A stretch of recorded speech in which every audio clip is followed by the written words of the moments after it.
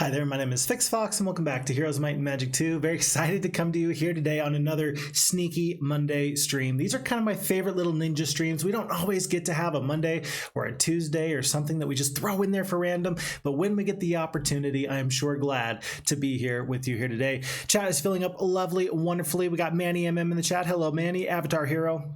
We got Rise to Ruin, we got Tundar. I am grateful to have everybody here. And today we're going to be playing for the first time the highest ranked map on the FHeroes2 Discord. Folks, did you know that with 14 thumbs up, there is the map by Mr. FitzMerlin, who I've had a little bit of interaction with, not as much as I would like, but they have created the map Lords of Cheez, and it's going to be that map that we do here today.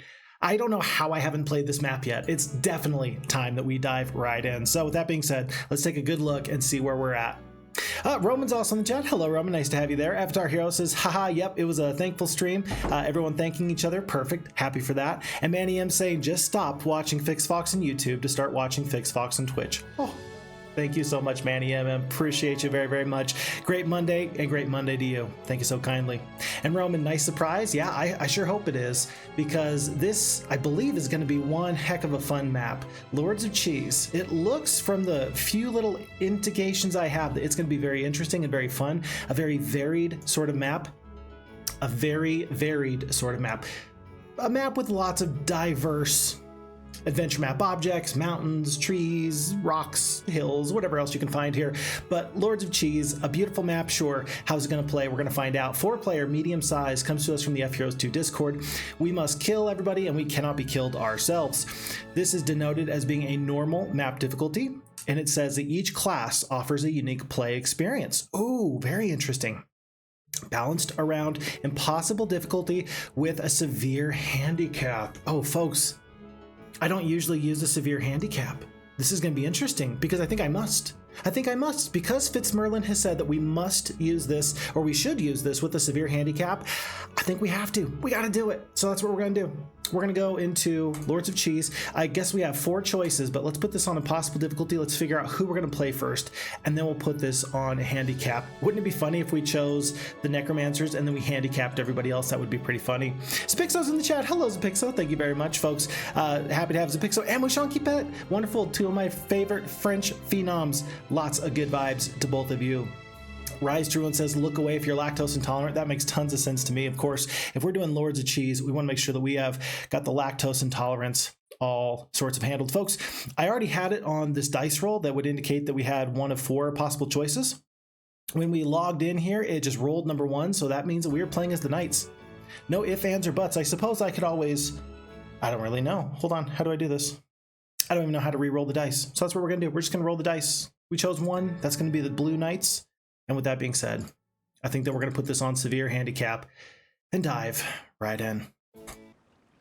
Okay, so month 1, week 1, day 1. We're going to start off with 2 heroes. Brie the Knight, level 1 with 2 attack, 2 defense, 1 spell power, 1 knowledge. She's got 8 archers. Count them. 1, 2, 3, 4. 1, 2, 3, 4. That's 8.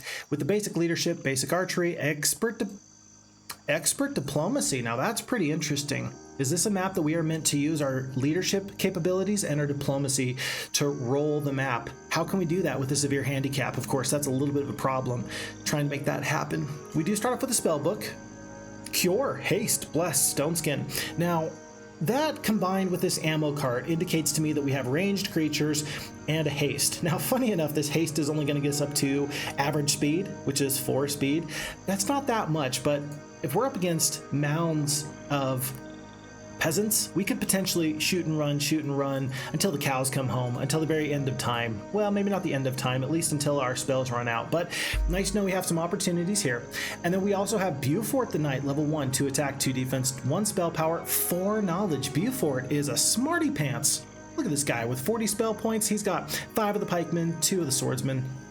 Basic leadership, basic ballistics, and yet again the expert diplomacy. And now we see his knowledge is courtesy of this major scroll of knowledge. What spells does he have? It looks like it's the same. Cure, Haste, Bless, and Stone Skin. Not too bad. Not too bad. Who's going to be my primary hero right now? It does not look like it matters too much. We also start off here with the town. This is going to be Roquefort. I believe that was the name of the bad guy from... No, I'm thinking Cardinal Richelieu. from La Rassolée. Roquefort, is that the name of the bad guy from Three Musketeers? I think it is. I think it is. So there we go. That's our reference right there. And we got 8 rogues. Interesting. 36 peasants. This is a very interesting number of peasants to have. Why? Why 36? Why not 38? Why not 500? I don't know the answers, but I do have several questions. We can recruit more archers. We do have our Thieves Guild. We know that we are going to be up against a green necromancer, a yellow wizard, and a purple warlock. Looks like everybody's on pretty equal footing, although yellow, the wizards, do not have a secondary hero. Now that's kind of interesting. Have you heard of mac and cheese? Be warned, do not squish it with your finger. What? What? Rice to ruin? Lactose intolerance? I think that this might be, I might be lactose intolerant if I'm supposed to be doing the squishy thing with my finger. Ugh. For now, I don't know if it's a bad idea to bring these troops with me. Maybe the peasants we leave behind for now. Tell you what, we're gonna bring everybody because we know that the peasants can actually go with the 2-speed archers and then they can all stay happy and healthy together, being the same darn speed that they all are. So I think that we're going to put all the 2-speed creatures onto Brie, and we'll keep the faster troops onto Beaufort. So let's carry on out. And I think that we're going to just plan on going up this road. I do see the stables here. I think that both heroes ought to go there, but then we can go east, south, or west. To the north, of course, is our town. Let's do this quick little meetup. Let's take these slow soul peasants, and I'm going to keep the ammo cart where it belongs. I'm going to keep these troops where they belong. Let's have Brie go up. Yeah, let's have her get the stables. First things first. 1,500 gold or 1,000 experience. Tell you what, we're going to take the gold right now. I don't know. Can I absolutely... Yeah, I can upgrade this town to a castle. Plus, I can get these archers. Let's get the stables first, and then we'll figure out what to do from there.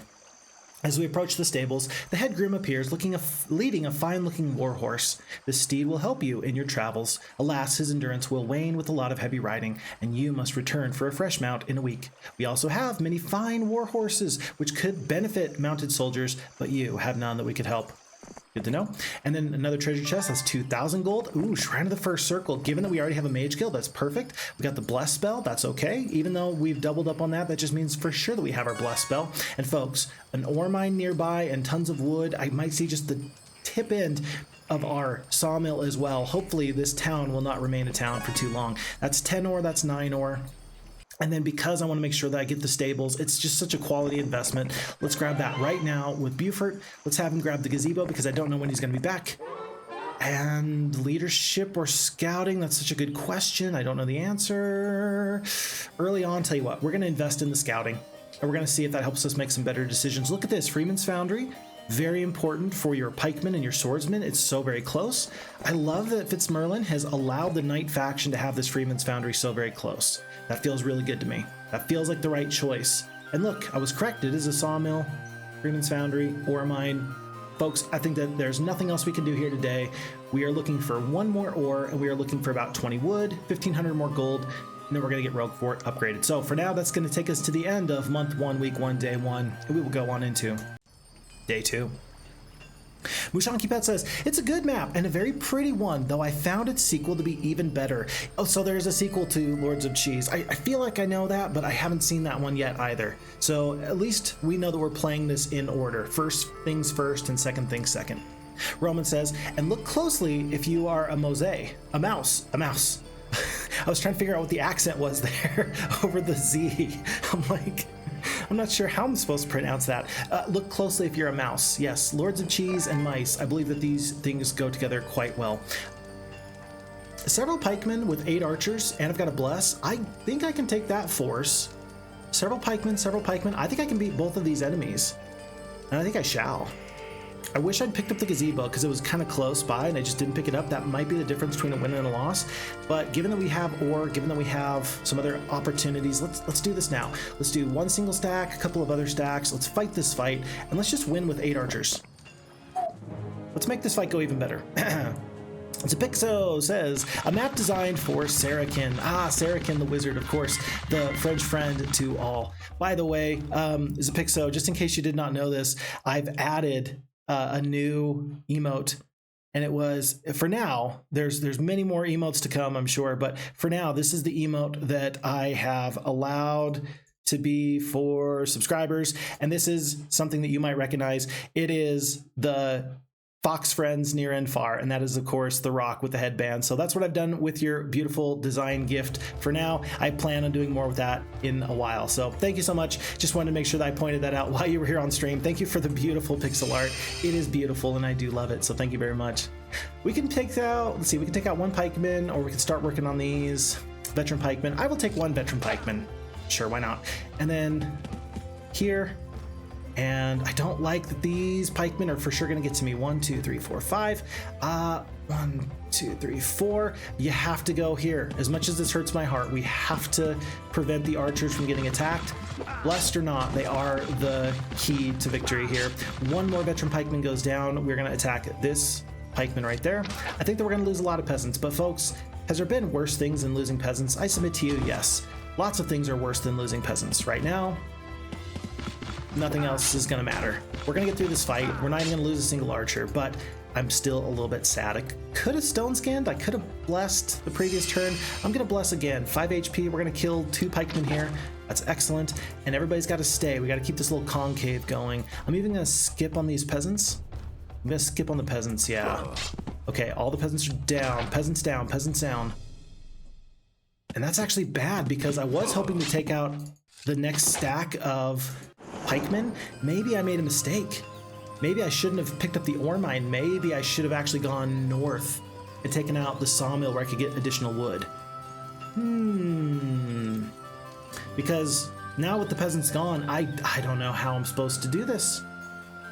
I think, unfortunately, I'm going to pick up my ore here because it's so very close. I'm going to go back to here. I'm gonna just drop off a couple of these rogues. Just a few rogues is actually gonna do wonders for me. Let's go 3 rogues for this army. No, let's just go 2. Because then there's a split you can do just like that. And I'm hoping that we can actually survive this upcoming fight with even less troops than before. And less spell points. We will see how this goes. Best of luck, Brie. Pick up your gazebo and then go from there. Good luck. Best of luck. Do good things, make good choices, remember who you are. Don't forget to write. You think she can do it? It would take a miracle. Okay. Let's see. And then Avatar hero Brie. Cheez, a knight. Oh, she is a cheese, isn't she? That's hilarious. I did not even realize that. Thank you for pointing that out to me, Avatar hero. Knights are designed around diplomacy. Yes, Mushanki Pet says. And each faction has a unique start, and that's very good. I really love the idea that each faction does have a unique start. It adds quite a bit of replayability to any map, so that way, regardless of where you go and how you move forward, you can always find something new. That does make me very, very happy to hear. So very good. Roquefort is a rock fort. Is it because he's so big and strong, standing like a rock fort?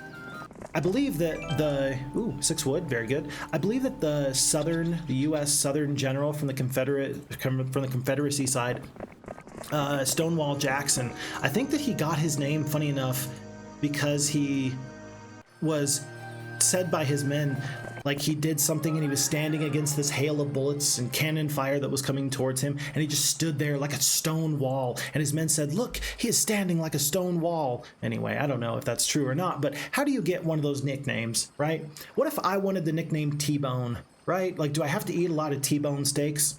I don't know, but nicknames have to be pretty, they have to fit, and if they don't fit, they're just not going to work. It's going to come off as needy, and it's just not going to work. So, an old knight appears at the steps of the gazebo. My liege, I will teach you all that I know to aid you in your travels, 1,000 experience. And you know what? Ooh, estates looks really tasty. Looks really good. But knowing that we need to win a couple of upcoming fights, I'm going to take this luck. Luck is super good. We're going to take the luck here. I don't know if this is going to be best, but I'm hoping that just one instance of good luck can actually win this upcoming fight for me. Not to mention we picked up +1 defense. We're going to pick up 1+ attack here from the mercenary camp. You've come upon a mercenary camp practicing their tactics. The mercenaries welcome you and your troops and invite you to train with them. +1 attack, not too bad. And it looks like we will steel ourselves for the morrow, and we will be ready to fight first thing in the morning. Very good. And with that being said, folks, we are still short 14 units of wood, but we do have about 50 units of ore. So yeah, we got to go through these pikemen. We have to win, and if we don't, we're going to be very sad. Let's see how this goes first thing in the morning. Roman says, Roquefort was also one of the protagonists in Chip and Dale Rescue Rangers. Man, you are reminding me of some old lore right there. You just unlocked one of my all-time favorite memories. Holy cow. I forgot all about Rescue Rangers. That was a sweet show. Rescue Rangers, Chip and Dale, and then Darkwing Duck. Those were the shows I came home to in the 3rd grade. And oh boy, that was a good time. That was a really good time. So if you don't know Darkwing Duck, that was the show. Ducktails, that was a good show. Man, childhood cartoons were way better than today. Hot take, I know, but today's cartoons kind of are bad. Town of Moulin Rouge, misers shall be stabbed. Oh dear, misers shall be stabbed. You know what I just realized, folks? We got a problem here. I've got 16,000 gold. At some point, I should have stopped taking gold. I should have started taking the stats. And that's a problem. The stats are pretty important to win this game, and I don't have anything to spend my gold on, really. I guess I can go back for these archers real quick. Rather than just defeat a pack of rogues and just hope for the best with 5 pikemen and 2 swordsmen, I'm gonna go back, pick up these forces, and then go through. In fact, once I do, I might actually be able to defeat the paladin or crusader guarding this artifact, the +1 luck. So we're gonna make this work, but for a second there, I realized I'm taking gold when I ought not to, and I'm struggling very mightily because I just don't have a lot of troops. I'm trying to be effective with 2 heroes, but it's a bit of a struggle. Okay, we don't want to wait until the next week. We don't want these several pikemen to become a pack. So I think that we have to fight this. We've got 2 blesses. We've got a stone skin, a haste. It's going to all come down to the blesses. Let's make this work. I think that it's going to say that we lose, and I think that we're going to actually turn this into a victory. Okay, it says we're going to lose. Oh, this is way more. Well, this is one more. This is one more veteran pikeman. It's one more veteran pikeman. The terrain. Nice. Folks, look at this. We are actually going to get to play with terrain a little bit here. Now, it's not going to be pretty. 1, 2, 3, 4, 5. Yeah, it's not going to be pretty. 5. Because these veteran pikemen are going to go to here. 1, 2, 3, 4, 5. 1, 2, 3, 4, 5. Yeah, so we're going to have to bring down these veteran pikemen as much as we can. We can't plug up this gap just yet unless I waste one of my hastes. I think that that's a bad idea, so I think it's obvious to me that we must go here. Veteran pikeman will go up. Second rogue is just gonna get a little bit closer. 4 speed, 4 speed, 5 speed. Going to have to bless. Gonna kill 1 here, 25 damage. Not great, not great. 1, 2, 3, 4, 5. I think that we actually save the peasant. 1, 2, 3, 4. I think that we save the peasant for now.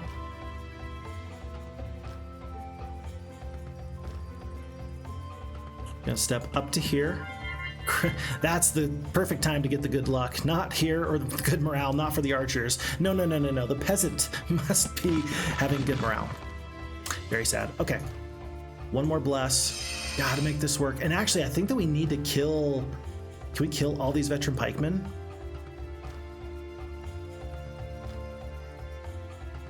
I don't think so. We'd have to get good morale on the archers, but if we did... Oh, if we did... Here, we'll kill here. Step up to here. Oh no. Heartbreak. That's actually really bad. That's not even just like a little bit bad, that's like really bad. Okay. Yeah, it needed the good luck somewhere else actually. So, I don't have any spells. The pikemen are gonna get into the archers. I think that that good morale from the enemies has actually torched us. My goodness, did not anticipate the good morale there. Not good. Yeah, we're losing 1 archer at a time. The peasant can take a hit, but not more than that. Down to 6, we'll skip. Not the place you need the good luck. You need it somewhere else. The peasant goes down, surprisingly. Yeah, this isn't gonna be it, folks. This is not gonna be it. No! I was hoping we could play with terrain, and then getting torched with the 1 extra... Getting torched with the 1 extra little bit of morale there was... that was just the worst. Not to mention 2 extra pikemen is actually a big deal because we could have won this. We might have been able to just duke this out otherwise, but at this point, it's just too much. So the cowardly Brie is going to flee the battle. We're going to lose an awful lot of these quality troops. If we'd given over just a little bit more, we probably could have won. But I thought to myself, well, I want to split my forces. I want to, win by the skin of my teeth. And now we are down a whole extra hero. It's day 4. That means we have to get tons of wood over in this area with Beaufort in order to get our castle, in order to get that hero back, because we definitely do want to get that hero back. Heartbreak, devastation, and yet do we restart? The answer is no, we do not. We carry on because that is what we must do. Picso says, wow, nice, perfect, good. Yeah, and if you notice, we got the shield. We got the +6 attack, +6 defense Picso shield in the bottom left corner there. And so that's why it is Fox Friends Near and Far. That's for all my French phenoms. It's got your French flag in the bottom left of that new little emote. So for you, I appreciate that. Thank you very much. Rice Druin says worse. Losing peasants to ghosts, that is worse. That's absolutely worse. Everybody agrees. Picso does, I do, everybody does. What faction did you play, Mushanki Pet? Picso asks. That's a perfect question. Avatar Hero says Beaufort is a cheesy guy. I think so. But he's gonna cheese his way to victory. Cheese his way to victory? That can't be too bad. It's probably the best thing he can do, right? Okay, Pack-a-Master Swordsman. Oh gosh, can you beat a Pack-a-Master Swordsman? I don't think so. All right, we'll go with this direction. Very sad, very sad. And then what's worse, losing peasants to ghost or having your bone dragon slowed in front of a castle with no spell points for dispel? Rise to Ruin, I think that they both feel bad. I think that we can both unequivocally say that those feel horrible. And so let's avoid either of those situations as often as possible.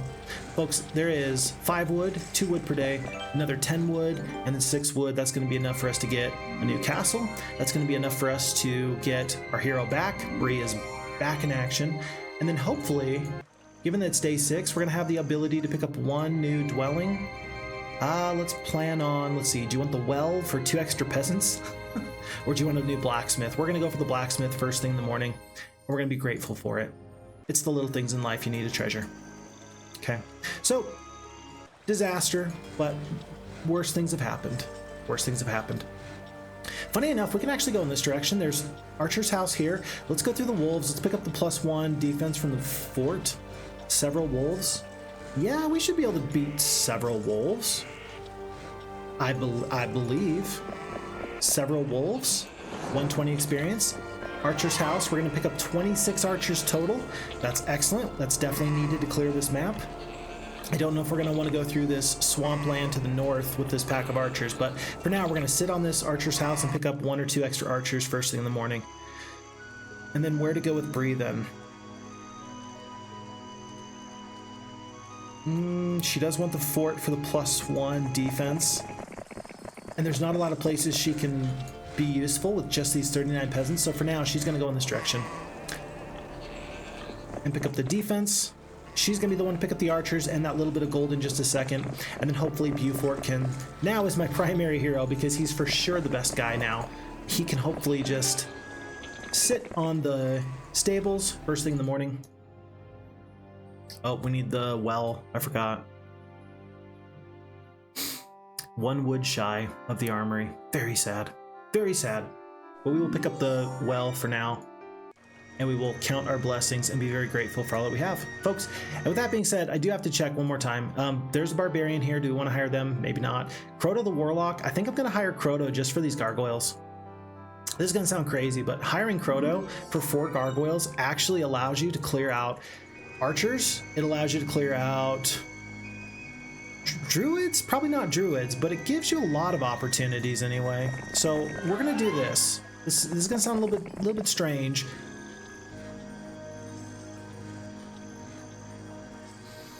I think we're gonna do it just like this. And in fact, I'm a little bit sad. I should have left here first thing in the morning with more troops.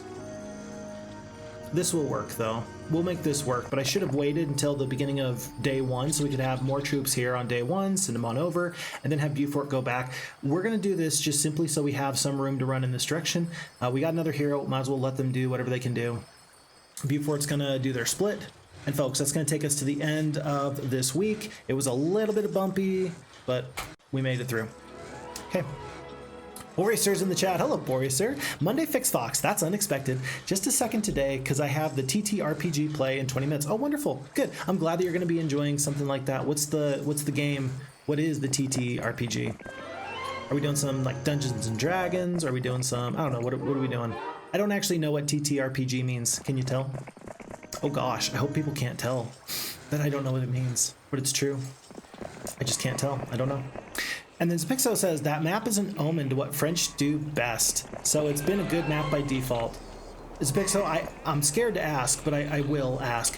What is it that the French do best? You need to let me know, because I think that whatever I believe the French do best, I'm sure that you have other ideas, and so I'm interested to know what your opinion is on the matter. Okay, folks, 2 stacks of gargoyles. Again, I don't want to fight this fight usually, but with the gargoyles, this fight goes much better. Do we accept this? The creatures are swayed by your diplomatic tongue and make you an offer. All 14 archers will join you for 2,100 gold. Do you accept? Absolutely, I do. 100% I do. 43 archers. I think that might be even enough to take out this pack of water elementals. And in fact, because Beaufort has the basic pathfinding, I wonder, should I just go in this direction while I can? I think I shall. I think I shall. And then I'm just going to send Brie back to reclaim some troops, and she's going to try and clear out some of this area a little bit. Maybe through the rogues? Yeah, maybe through the rogues. Okay, this was not anticipated, but very welcome all the same. So we're going to make this happen. No worries. No worries. And Mushaki Pet did the wizard faction. It's the map you saw me doing a thunderstorm and Phoenix shenanigans. Interesting. So Pixo loves Ducktails. Wonderful. I'm so glad that I'm not the only one. Yeah, Ducktails, the TV show Gargoyles, there were some good TV shows back in the day. And it's funny because you think I would spend my time reinvesting and spending more time with those shows, but I just haven't. Oh, I'm so sad because I haven't spent the time to get reacquainted with those shows, but I feel like I ought to. They feel mighty high quality to me. My day is better when I do spend the time. So, okay, we're gonna do something. We're gonna grab all the swordsmen and the pikemen, and we're going to get them upgraded. And then that means that Brie is going to, let's see, does she need to stop in Rogue Fort? I don't think so. We're just gonna send her on her way. And Croto is going to be the one to do this little bit of an exchange in 1 second. It's going to take us to day 3. Oh, Roman Gummy Bears. Yeah, Gummy Bears. That was the show. I don't know Maya the Bee. I don't know Moomins, but Gummy Bears. That was like the coolest show ever because I didn't have cable as a kid growing up. I didn't have cable as a kid growing up, but my grandparents did. So on the weekends, yeah, Gummy Bears would show up every now and again. And that was like the coolest show because it would just bounce everywhere, right? They would just bounce, bounce, bounce, bounce. That was a cool old show. Holy cow. Yeah, you were unlocking some forgotten memories. That's for dang sure. I love that.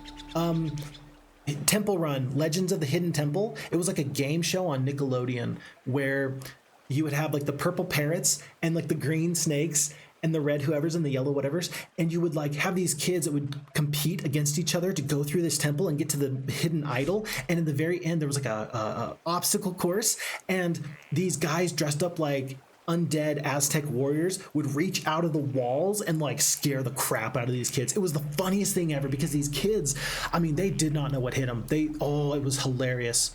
Oh, it was wonderful. It was a little sad. It was a little sad, but man, these kids. They might have won the challenge, but they lost the war because they just got made fun of on TV. It was so funny. Oh, but as a kid, I always thought to myself, that would be the kind of TV show I would love to participate in. Now as an adult, I'd be like, yeah, I would still love to participate in that. Absolutely. 2 boars goes down, 1 boar here. I don't want to lose any of my gargoyles. We're just going to step to here. Yeah. Just don't cost me a gargoyle, we'll be fine. 15 HP. Pikemen are very tanky. Master Swordsman. Just setting up the boars to get skewered. I really want this artifact for the +1/+1. So we're going to grab this real quick. This is, of course, the Spiked Helm. Your army is ambushed by a small tribe of wild, and none too bright, orcs. You fend them off easily, and the survivors flee in all directions. One of the orcs was wearing a polished Spiked Helm. Figuring it will make a good souvenir, you take it. +1/+1. Very good. And after here, the pikeman fight could have gone butter. Could have gone butter. It's a dairy product. You're being silly. You're being silly, man. Good stuff. Hey, Vammy the Vampire's here. Hello, Vammy. Nice to have you here. Welcome, welcome. Hey, Fix. Cheezed to be here. That is the nicest thing you could have said. I'm so glad that you are cheesed to be here. Very good. I'm gonna pick up the statue. I think that this is gonna cost me, yeah, I'm not gonna be able to pick up all my archers, but I want the statue today. I don't want people later to be like, Fix Fox, you should have picked up the statue. And I'll be like, no, I shouldn't have. Full swap. 10, 10, 6. I almost wonder if the peasants are better than the rogues here. No, they can't be. Could they? No, they can't be better. You want the speed, especially up against these other rogues that are upcoming. I think that Brie does not have full spell points. Yeah, she's got 6. I'm gonna have Croto step on this. It's a paladin, so not a crusader, it's a paladin. I think I can beat the paladin with no losses. Yeah, no losses. Let's prevent the loss. Oh, it's a tabletop RPG. Oh, okay, so kind of like Dungeons and Dragons. Does Dungeons and Dragons count as a tabletop RPG? That's really my question. I don't know the answer to that. And to Picso, cheeses, different types of cheeses. Oh, it's Warhammer Fantasy 4E, the Enemy Within campaign. Very cool. One of my favorite pictures I've ever seen. It was who was it? It was like soldiers fighting overseas, and during their off time, they are enjoying a game of Warhammer 40k. And I don't know enough about Warhammer 40k to know if they were having the best time or not, but they didn't have the pieces. They just had like little slips of paper that were indicating what they were. All I know about Warhammer 40k is go Necrons or Custodes. That's all I know.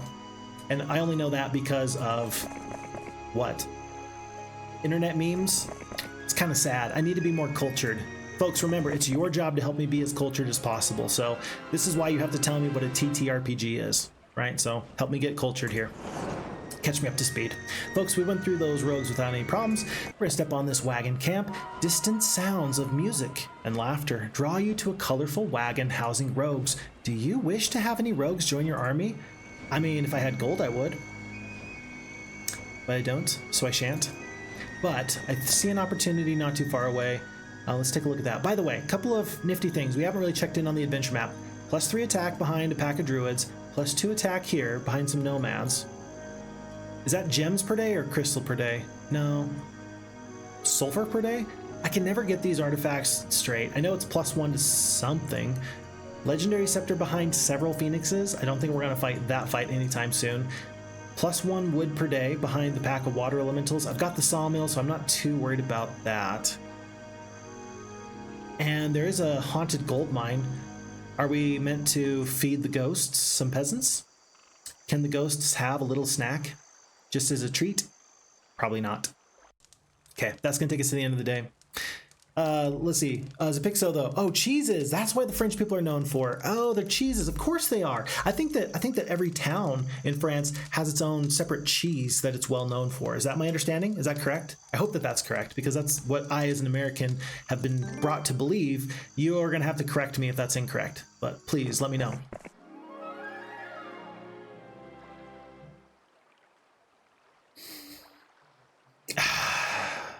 Man, today is a good day to pick up Eagle Eye.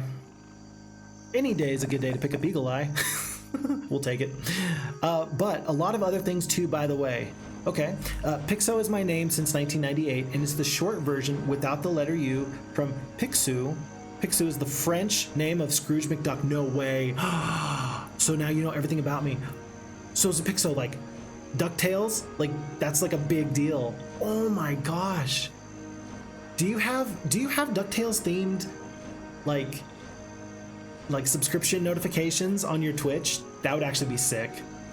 That'd be really cool. I love that as a Pixel. Oh my gosh, that's so awesome. Yeah, and it's amazing the things that have stuck with us from our childhood. And I'm so glad to hear that about you. I feel like I know you better just because we've discussed this. So thank you very much. Thank you for letting me in to all of your secrets as a person and as a player. So thank you very much. I love that. Okay, let's see, sprites. If you go through one set of sprites, you gotta go through 2. I don't really want to do that, but I do want to go pick up these rogues again, 33 of them, and we'll go through these lots of rogues here. Maybe they'll even join. 1,300 gold. Tell you what, I'm gonna wait. We've only got 363 movement points left. I'm gonna step on the windmill so that when we leave tomorrow, we're gonna have best movement points as far as pathfinding goes. And then we're gonna go through these rogues. Maybe they'll join us. Croto is just totally hanging out. Maybe Croto can go up here and help. Whoop. 8 ore.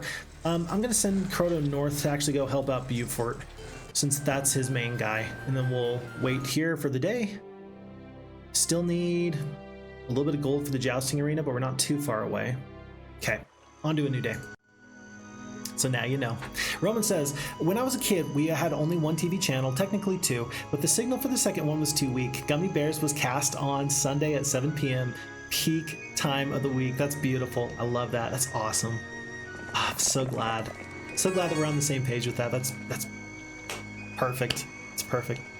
And Styx is in the chat. Hello, Styx. Welcome back. It's been a minute since I saw you. Hey, Fix, I'm just checking in for a couple minutes. Gonna spend time the rest of the evening with your family. Greetings from Germany. Greetings to you.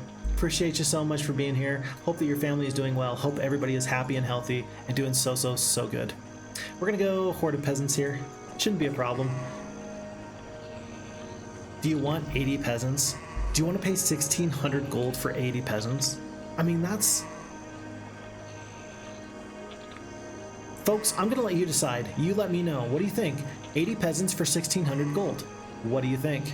You let me know. Let me know. And Boreaser, yes, Dungeons and Dragons is a most known TTRPG. Acronym was created later to differentiate between the computer RPGs, the CRPGs. Gotcha. Makes a lot of sense. Bammy says, I think Crystal would make more sense if this was a preset night map. That does make sense. So that artifact that's to the south here, you think that that's Crystal? So that way we can pick up our Paladins and Crusaders. I like that idea. I like that. And then Tundar is back in the chat. He says, I had a visitor while I was typing initially. How's everyone? Hey, Fox. This is the most fun map. Looking forward to catching up. Can we have a mini catch-up? I have the rest of the evening free for the stream. Yep, I will do a catch-up in just 1 second. Bambi says, no. No catch-up. But you guys can tell me if you think I ought to accept this or not. Archer's a 2-speed, Bambi says, so the speed's not going to hit us too bad. So Pixel's like, yeah, no way. No. Don't accept 80 peasants into the army, okay? But still... And then, let's see, do it for the cheese, Rise Ruin says. Okay, you're making a very compelling argument there. Tundar says, I guess we just had one. It's all good, I'm staying. Okay, and time for you to go, Boreaser. Have so much fun in your TTRPG. Thank you very much for being here. Take very good care. And then Bambi reminds us that 1,600 gold here for peasants prevents us from maybe getting the Cavaliers, and that could be a problem. That could be a problem. Don's back in the chat. Hello, Don. Nice to have you there. Hello. I never understood the point of diplomacy. Overpriced troops that you don't even want in the first place. Yeah, in this case, this doesn't make a lot of sense. So far, I'm hearing more people say absolutely not, and less people saying do it. So for now, we're gonna say no. And we're just gonna take 80 experience as opposed to paying the 1,600 gold. I ultimately like that choice because of this. It's day 5. We want to get the jousting arena this week. And if we do that, maybe we're gonna have an opportunity to upgrade an archery range. 1,600 gold is the difference between archers and rangers. That feels like a lot. So Dawn and to, let's see, everybody but Rise to Ruin. Everybody but Rise to Ruin. Yeah, we're not gonna accept the peasants, although it was actually tempting enough to make an idea there. So we will see how that goes. And then, let's see, diplomacy is potentially more useful than Dimension Door in my view. Makes sense. It's potentially more useful. It can roll a map in a lot of really meaningful ways. Oh geez, 28 rogues for 1,400 gold. I'm gonna accept this one though. I'm gonna accept this one. I'm gonna hope I can find enough gold out on the adventure map here. I got a campfire here, 500 gold there. I've got crystal up here. It's just peasants. A swarm of peasants. I'm gonna go through a swarm of peasants. I'm gonna hope I can like take this artifact. No, I've got to defeat several pikemen too. I will. We're gonna fight this fight, but I'm gonna fight this fight just so that way I can get whatever that resource generating artifact is. They're not overpriced if you have expert and you get all the troops. That is true. So with diplomacy at basic and advanced, of course, you still have to pay full price. You have to pay top shelf prices, but you don't get all the forces, and therefore it kind of feels bad. Kind of feels bad. On the flip side, if you do get all the troops, it feels much better and you have a real nice time. So I tell you what, I don't really have a good idea as far as what makes the most sense there. Sometimes it's worth it and sometimes it's just totally not, and that's okay. All right, so I'm looking at this, folks. 5 speed, these guys are gonna get to go first. 1, 2, 3. I kind of want to send these rogues here. I've only got 1 spell power though, huh? Do I cast my bless? No, I think I just help the centaurs take less damage. I trust that my swordsman and master swordsman can withstand the onslaught, or my rogues for that matter. And then the centaurs are just gonna have to deal with whatever happens here. So let's go south. Very good. Skip. And dead. Very dead. Oh wait, no, this is not 43 archers, that's 1 archer. Never mind. Oops. 2 and 1. I guess I fought that fight as good as I could have the first time. Or rather, the AI did. And look, Vammy was correct. Taking shelter from a storm in a small cave, you notice a small patch of crystal in one corner. Curious, you break a piece of it off and notice that the original crystal grows the lost piece back. You decide to stuff the entire patch into a pouch and take it with you. The entire patch. So, folks, that means that we're getting +1 crystal per day. So even though we don't have mercury or sulfur or gems, even though we're not going to get mage guild levels, I mean, we can totally get a cathedral. We just got to wait 20 days. 9 more days. Can we do it? Yes, we can. But recall that we also need to make sure that we get a little bit more gold, so that way we can get our cavalries very, very quickly. Okay. Croto, I mean, I don't know if Croto's going to be that useful. But it's a bad idea not to pick up free stats when they're offered to you. So let's continue on our way. There is a crystal mine. We don't have room for the peasants. We do. I'm going to pick up these free peasants. It's going to be 47 peasants. Sure, why not? And then another artifact is guarded. Folks, this is the second time. Through a clearing, you observe an ancient artifact. Unfortunately, it's guarded by a nearby bone dragon. Do you want to fight the bone dragon? Not really, but I will. We're going to restart this because I'm just not going to send my gargoyles down here to do damage. I'm going to, let's see, I can haste the archers. No, that's not going to help. Bone dragons are going to get to go. I can't help it. I can't stop it. We're going to go to here. Going to go to here. And I'm just going to hope that the bone dragons don't kill 2.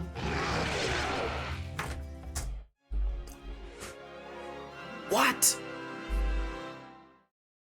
What? Hurt and shocked.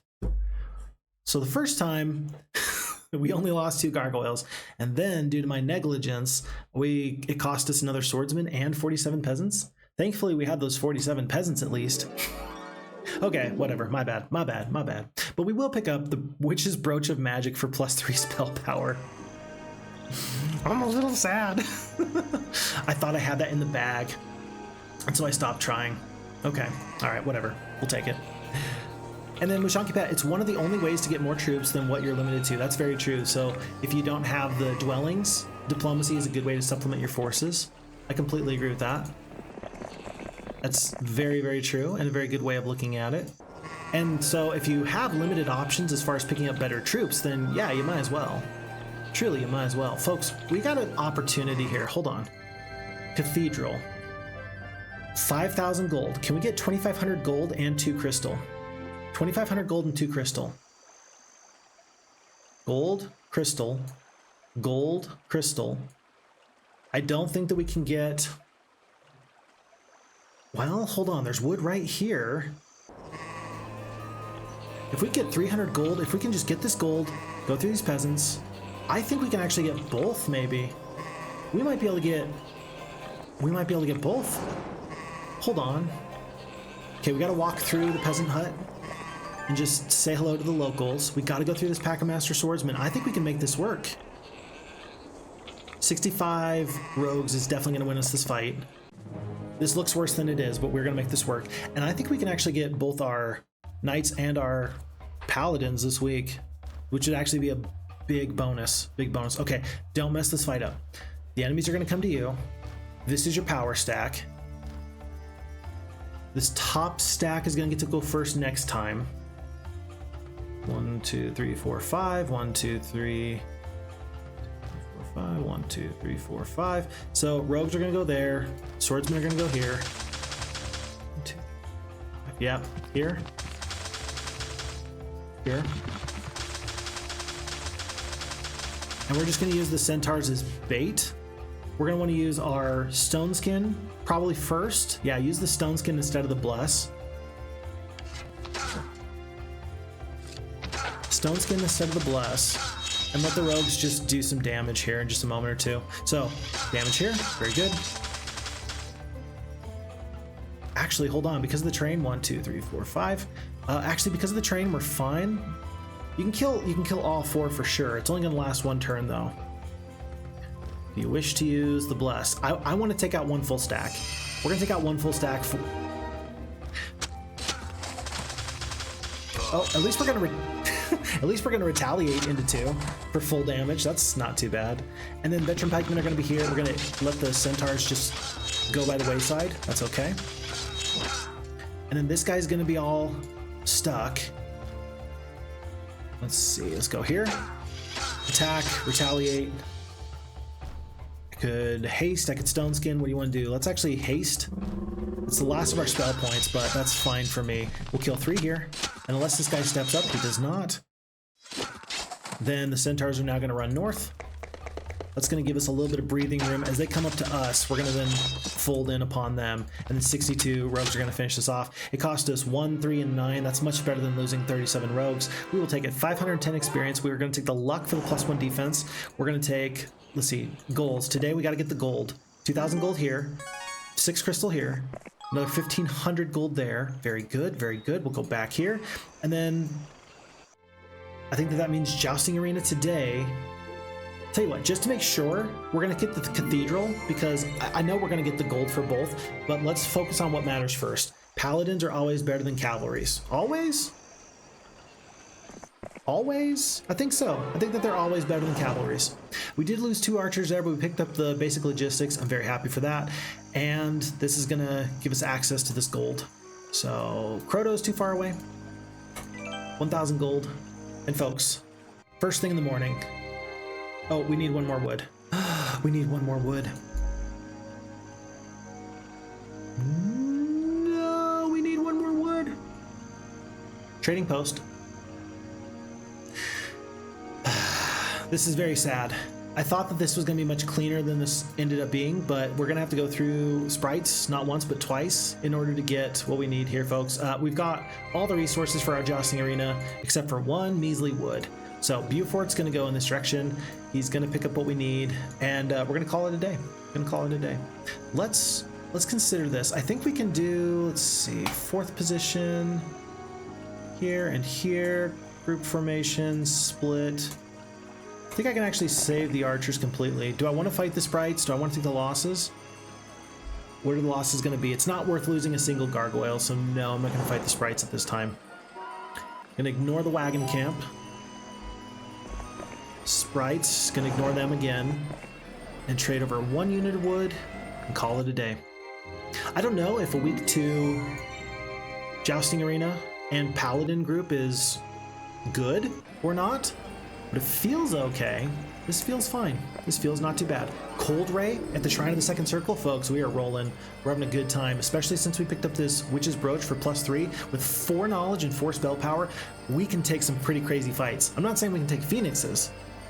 No. I'm not saying we can take Phoenixes, but we can take a lot of fights here.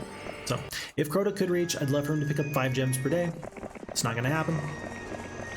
Brie is going to pick up Basic Wisdom. Interesting. Definitely my best hero, but now all of a sudden Brie at level 5? Maybe she's my best hero. I don't know what to believe anymore. But what I do know is this. If she picks up a little bit of spell power, and if she picks up the Shrine of the Second Circle, she's going to be a really good hero. I think that we're going to ignore a lot of these other things.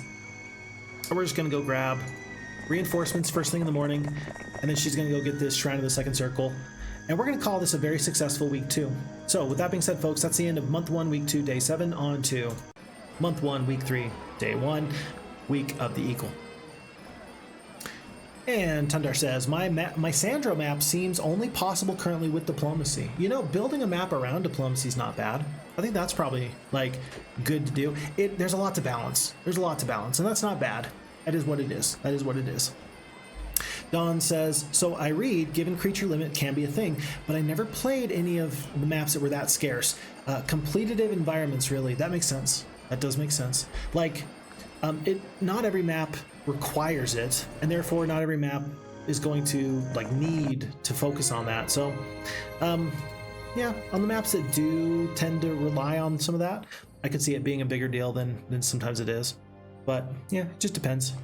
Tundar says it's infant and it's taking much longer than my normal maps. Oh, you're still working on your newest map? Gotcha. Mushanki Pit says, on basically any map, on any XL map, it can be powerful, even if you only buy 2 or 3 armies in the entire game. That can be a very powerful tempo move, like getting 40 greater druids at once, for example, and beating an enemy with that. I completely agree with that.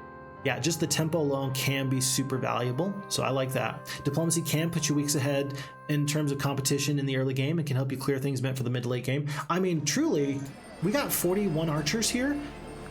We would not be able to be successful right now if not for these 41 archers. Like, I'm taking some fights that the sprites left me alone for an extra day, and that's not a small thing. It's really not a small thing. So tempo, yes, and then also just the cumulative effect from not losing additional forces. I do think that that does matter, and I think that that tends to go an awful long way towards whether or not we're being successful or not. So yeah, there's value, but how can you leverage that most appropriately? I don't know. I think you just have to, like, you can't teach somebody how. I think you just have to, like, feel your way through it, I feel like. But Dawn says, if you can afford 40 druids, shouldn't you already be hitting level 5 and 6 creatures and have money to spare? That's a good point. Hey, this guy's spitting wisdom. He is. Mammy says, I like how, as opposed to Heroes 3 version, there's a beautiful cloak that grows crystal. And in Heroes 2, it's just, look at this wonder in nature. Let me stuff it into a bag. This game was made by Americans, after all. Okay. And Tundar continues to say, wow, I'm very far behind on chat. Let me just get caught up. Let's say you have a map low on resources and your diplomacy hero is days, if not weeks from home. You will stack gold for diplomacy and likely keep adventuring. You buy them on top of your best creatures, and you can even keep creatures in your castle for later. They won't disappear unless it's Month of the Plague. Mushanki Pet is making a lot of sense there. Absolutely. And then Picso does have to leave. He has to leave, but thank you for being here, Picso, and thank you for the good luck on this wonderful map. I appreciate you. Continuing on, man, there's a lot of great conversation here in the chat. I hope that you've been reading this. I'm gonna zoom through the diplomacy conversation just so that way I can get back to the game. But I see that we have excellent conversations about diplomacy, and then Dawn bringing up, or Tundar bringing up the idea about also the surrender cost being reduced with diplomacy. All very good. Yeah, this is a good conversation. I hope that people have been following this whole time, because it's a good conversation. There's a lot of smart people here in the chat. But large and XL maps, I think that that's what chat believes is the very, very best as far as using diplomacy. Roman says, by the way, yeah, slightly nerfed in F-Heroes as move points do not reset after the surrender, right? That ruined my first attempt on the last mission of Price of Loyalty. So in Here's My Magic 2 Gold, I'm going to point this out because Roman is completely correct on that. In Here's My Magic 2 Gold, if you surrendered, your movement points went back up to full. In F-Heroes 2, to prevent the carpet bombing tactic where you have one Phoenix and you elemental storm an enemy and then surrender and then rehire and surrender and rehire, it's been nerfed so that you only have the same amount of movement points per day. And I think that's a pretty good decision there. So Bambi says, last mission of Price of Loyalty was so miserable I had to sit on the portal for a month or two and farm my main hero up to level 30. Yeah, it's still kind of miserable, but yeah, definitely a tough time. Cheezing the last Price of Loyalty mission, Mushanki Pet says, is definitely the best thing to do. I completely agree with that. Okay, alrighty, folks. I am mostly caught up on chat. I will let you continue your wonderful conversation. This is why I love getting to spend the time here with so many wonderful people. Is that you all are smart, and I learn things when I listen to chat. Okay, I'm having an idea. If I can get up to Crusaders in a couple of days, I can go and get a free Goldmine with my Crusaders, because I think the Crusaders will just tear through these ghosts, right? Several and then a horde. Could I do it this week? 6? 6 and maybe with the swordsman and no other troops. And with a couple of cold rays and such. I think I'm going to try that. I'm going to go pick up the cold ray. I'm going to go pick up this treasure chest. We're so far out of gold right now that Brie is just going to wander where she can. Oh, we got to go get the stables. My bad. And then I'm going to try and snipe this gold mine this week, so that way we have long-term gold generation, because I'm feeling the pinch. I'm feeling a little bit of pressure as I'm trying to get through this map effectively and clear it out effectively. Right now, though, we're having some problems. This crystal is actually going to be really useful. several earth elementals, we can beat it. We shall. We're not going to lose the gargoyles, but with the extra crystal, then we should actually be able to get up to the Crusaders a little bit quicker. No. Yes. A little bit of spell power here, a little spell power there. Because these are 3-speed earth elementals, I think that the bless is going to kill, I hope 2. Oh gosh, I hope that we kill 2. Do we? We do. 147. That's going to last for 4 more turns. Skip, skip, skip, skip, skip. And we're just going to kill the closest stack each time. Eventually they are going to get to us. Not yet, but soon, very soon. Do I go out and attack? I don't think so. I think I just wait. 2 damage, not a problem. Okay, I will attack this bottom stack. Call it a day. Very good. 400 experience. And that's kind of the argument for diplomacy right there. I don't think that we would have been able to do that if not for the 20-something archers that joined us. An orcish witch doctor living in the hut deepens your knowledge of magic by showing you how to cast stones, read portents, and decipher the intricacies of chicken entrails. By the way, picking up these archers that were right here in the archer's house, and then also the ones that joined us there, I wouldn't have fought these archers and I wouldn't have gone this way if I didn't have Krotos and his 4 gargoyles. So I just want to point that out, that was a small decision, but I feel like the map would have been very different if I had done things differently. So I'm glad that we played that the way we did. It seems like it just worked out pretty well. 6 more rogues, sure, why not? There are more here. Is it a trap? Do I have better quality troops anyway already? I feel like I do. I'm not going to pick up all those troops, but we will pick up a fair few anyway. 1,500 more gold. 10k gold. That's going to get us up to the Cathedral? No, short on the wood. How are we still short on the wood? Maybe I should have picked up this artifact when I had the chance. My bad. My bad. Okay. Trading post, though. I suppose I can just trade just a few more units of ore for the wood. 1, 2. It's going to give me there 1 day quicker. Just 1 day quicker. First thing in the morning. +1 knowledge on Croto, gold, crystal, and there's a town. Is that a type of cheese? Comté? Is that a type of cheese? You'd think I would know, but I don't. I don't know the answer to that. I'd rather go through wolves than unicorns. Decisions. Decisions everywhere. Should I pick up the archery range? No, you want to save the wood for the cathedral. So let's do this now. Cathedral. And then let's head on back. We're going to leave behind the 6-speed archers. We're going to leave behind the rogues. Anybody that can get absolutely obliterated by ghosts, we don't want you. Not right now, anyway. 6 swordsmen. We're going to take the additional swordsman.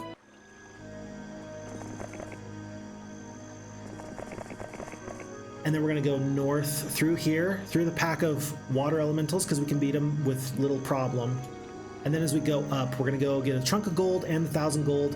We're going to have a real good time. Okay, all right. That's our plan. That's what we're going to do. And this pack of greater druids, this is an ugly fight. Can we do it? I mean, we can maybe do it with losses. Is it really worth fighting right now? For +4 spell power? And you've got a couple of cold rays. You got 2 gargoyles. You got 2 gargoyles. We're going to fight this fight. We are going to win. It's just not going to be very fun for us. But with a couple of cold rays, it's going to be better. I just don't want to lose the gargoyles in case there's a future fight that'll be even better for us. That's my biggest qualm with this fight. We're going to send the gargoyle to here. We're not going to attack and take the retaliation. That's 8 damage. Oh, hold on. I think he's going to last for 1 more turn. Nice. That's big. So by not attacking, we don't take an extra bit of retaliation, and so the gargoyle stays alive. It's very good. Oh, that's perfect. GG. GG. 3 goes down. So we are going to lose the 1 gargoyle, but not 2. Perfect. Okay.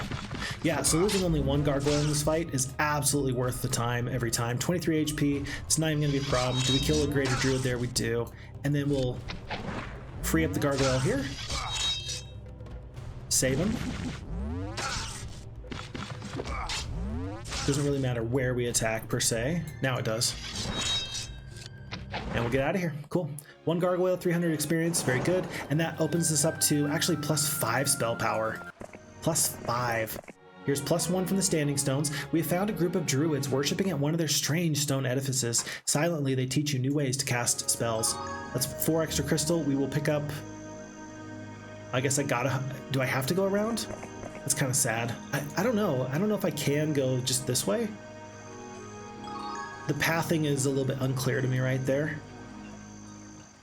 That's okay, though. That'll be fine. And then with 435 gold left, after rescuing the sorceress from a cursed tomb, she rewards your heroism with an exquisite jeweled necklace, +4 to the spell power. Aha, good, and I'm glad. It looks like you do have to go all the way around. Folks, a few red dragons guard a sword of Andrin and a blue tent. Blue tent is the blue barrier. I don't know how to get there, though. Maybe this way? Maybe that way. Lots of mutant zombies. This is actually a fairly tough fight, but we're going to fight it because, again, we got so many cold rays. 180 points of damage from the cold ray. We can take some pretty crazy fights right now. In fact, I almost wonder if this graveyard's going to be worth it. We'll have to wait and see. 6 of these fine blue feathered Master Swordsmen, and they are going adventuring. They're going to find whatever we can here and then there. And maybe even Croto's going to bring up another amount of Crusaders. Maybe he's going to get to here and then be able to go back. Oh, I wish I'd picked up 1 single rogue and then dismissed the 39 peasants so he could be faster. Bit of a shame. Bit of a shame, but that's okay. He's just got to get there on day 1 or by day 1. Okay, very good. But yeah, Mushanki Pet, by the way, as far as tactics for Price of Loyalty 7 said, you can lock the enemy hero behind the portal on his continent, capturing all of his castles to win without fighting him. And then Roman replies, that is pure evil. I completely agree, but it's also tactically brilliant. And I think there was actually, I don't remember who it was first. I want to say it was Steeson, let the enemy free, and then they got into the boat, and then they just ran around forever. I don't know if that was Steeson or not. I don't want to not credit the appropriate person there because it's such a cool tactic. I don't know if it works every time, but if you can get the enemy to simply be on a boat, lose all their castles, and then die after 7 days, that's probably tactically option number 1. Rumors of a griffin of unusual size preying upon the countryside lead you to its cave lair. A quick, brutal fight dispatches the beast, and a search of its foul nest turns up a huge black pearl. When the FHeroes2 modding community comes online, folks, I want somebody to change this. Rumors of a rodent of unusual size preying upon the countryside lead you to its cave lair. I want people to change these little things here and there just so that way you have to read these or else you'll miss it. That's what I want. Please do it. You don't have to, but if you would, if you'd be ever so kind, I would sure appreciate it. Okay, let's think about this. Hold on.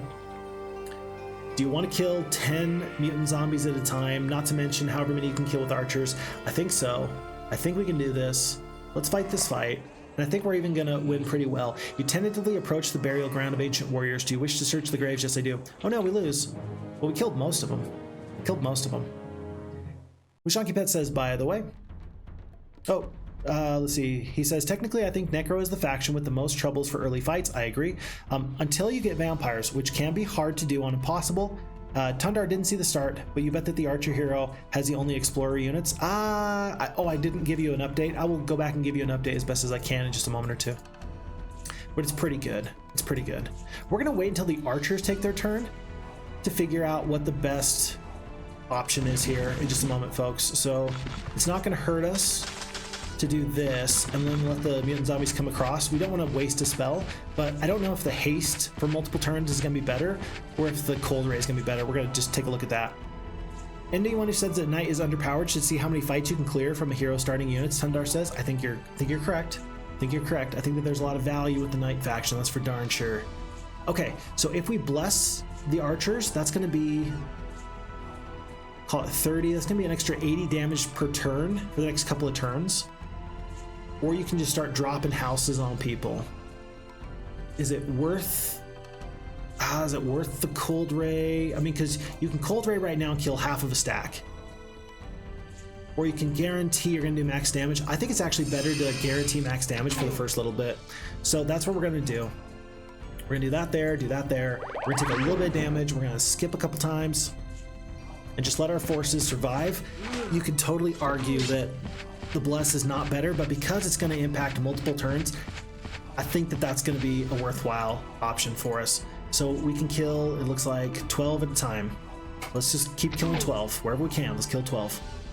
New set of gargoyles. Let's kill here. There's 11. Skip.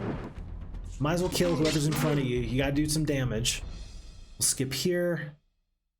Kind of want to protect the Master Swordsman a little bit. We are protecting them. Yeah, we are protecting them right now, so that's fine. One veteran pikeman goes down. This stack of 20 is not going to get in just yet, which is very good. So we're going to, let's see, we're going to kill the big stack for 12. And then we got all these little mini stacks that we're just going to have to whittle down over time. Do not want to attack with the Master Swordsman. There's only one of them here. So we're going to skip here. We're actually going to skip here too. We just want to take shots. Let the archers do their damage, but let the veteran pikeman up here kill one full stack. Uh-oh. I messed up. I should have cast my Cold Ray, and I didn't. We took some unnecessary damage there. Let's kill the biggest stack here. Let's kill the next biggest stack right here. Skippity, skip, skip. Is this Master Swordsman going to survive? He does not. That's okay. We're going to kill here. Here. 3 HP. Get out of my graveyard. It cost us 3 veteran pikemen and 1 Master Swordsman, but for 2,000 experience, a stealth shield for +2 defense, is it worth it? I think that was worth it. I think that was pretty worth it. We'll take it overall. But I don't know how many more of those fights we can take before we run out of steam. So let's head back, and then we'll consider getting this area here, because 1,000 gold per week with the water wheel is actually pretty good if we can manage that. So we got some stuff to do. Let's go from here. Okay, but yeah, we started off the map here with Beaufort, who's now currently a level 6 knight, and we also started off with Brie the knight, who's currently level 5, and she had a couple of archers, an ammo cart, and a few peasants. And then Beaufort had a couple of veteran pikemen, 1 or 2 master swordsmen, and that was it. Or regular swordsmen. We've since cleared into the Freeman's Foundry, the stables. We've kind of secured this major area with the ore mine and the sawmill. We were able to work our way up through this area where we took a spiked helm for +1/+1. We are eyeing this ghost and this trunk of gold for the 1,000 gold from the mine and the artifact there. We did pick up 1 extra crystal here from an artifact, and we picked up the crystal mine here as well. So, not to mention several of these spellcasting artifacts. 11 spell power on a knight seems pretty good to me. So we're going to continue to do what we're doing, but still, so far so good. How about that? So far so good. That's your update. Okay. But yeah, Necro just has to send shooters until he finds a flyer. It's the reason why I think that sprites are just one of my favorite units in the game. I'll accept that. Sprites are, whenever you can find them from a tree city or from a little tree hut. I mean, sprites as a level 1 flying creature are so good. Would you rather have the halflings that are ranged, or would you rather have the sprites? It depends, but man, those sprites as a flying level 1 creature, super good, super good. And let's see, Necros don't have good staffs nor leadership, and adding neutral armies to your hero is bad for morale. True, very true. But they do have the skeleton snowball, and actually, if you think about it, all of your 4-speed creatures like your skeletons, your mutant zombies, your mummies, and royal mummies, with a haste, you can get 2 creatures down the battlefield by the beginning of turn 2, because you haste the skeletons on turn 1, so they go 6 hexes and then 6 hexes again. And then on the beginning of turn 2, your mutant zombies or your mummies went 4 hexes and then 6. That's enough for them to cross the battlefield. So they do struggle against ranged creatures, but it was a very purposeful decision to have the necromancers start off with haste. So there's pluses and minuses there for sure. Knights can do well if you have access to sprites and halflings and other heroes to buy. Completely agree with that. I love how long a pack of pikemen lasts and how few can still help secure tons of fights. Knights go far without a resupply. Very true. Very true, I love that. Pikeman is the typical meh unit, but it does its job well, being a very good meat shield, and you don't really care about losing them since it won't be your power stack later on. I completely agree with Mushanki Pet and with Tundar. Vami says pikemen are pretty great in the mid game, I'd say, especially against other melee units. I don't dislike them. I think that they're pretty nice. You know, of course, you'd always prefer a swordsman just for the gold cost because they're defensively and offensively geared in the same, not in the same way. Swordsmen are more offensively geared, but swordsmen have the same amount of defense. That kind of is a little bit strange to me that swordsmen have just as much defense, but more offense. I don't know. There must be some cost-benefit analysis. You have to just take a look at the stats and tell me what makes the most sense. But Tundar says, if no shooters, you pick the halflings, right? Shooters first, flyers second? I don't know. It depends on if you're waiting to deploy 2-speed creatures to cross the battlefield and how long the sprites will last. It's tough to say. It's really just depends on whatever fight you take. So, I don't know. You tell me. Pausing to rest and light a cook fire, you pull wood out of a nearby pile of dead wood. As you keep pulling wood from the pile, you notice that it doesn't shrink. You realize to your delight that the wood is enchanted, so you take it along, plus wood per day. That was actually pretty useful for us. And pretty soon these ghosts aren't going to know what hit them. I don't know. Yeah, we're not going to upgrade any of these 3 buildings. We are going to want to upgrade the archery range soon. First thing in the morning, maybe? Yeah, first thing in the morning, maybe. So Croto's going to go... it's day 7. He's going to stay here. He's going to take the rogues for now. He's going to leave first thing in the morning with the fastest troops he can. And Beaufort is going to head back home. I'm probably going to buy a mage guild first thing in the morning. Archery range now. Mage guild first thing in the morning, 3 wood. Yeah. And then Beaufort's going to end up staying the night here. He might go to the stables and then back. We will see. And given that, does Croto have enough movement points to get here, pick up the slow units, and then get back? 850 movement points? I don't think he does. 1, 2, 3, 4. Ooh, the diagonal makes me think I don't have it. But we do have a road. Let's give it a try. I hope I don't just ruin everything here. Super close. Super close. But now both these troops are going to be fast enough. I think Beaufort can get to here and get back to Roquefort and resupply at the Mage Guild. Now that we got rid of the 2-speed archers, Croto's going to set off probably in this direction to go get these ghosts and resupply Brie first thing in the morning. Looks like he can't actually reach. It's going to be close. It's going to be really close. He can get to only right about there next time. Never mind, the swamp slows him down. It was a good try anyway. It was a good try. And with that, we are on to month 1, week 4, day 1, last week of the month. Let's make some magic happen. First thing, we're going to go for the stables. And with 4 Crusaders,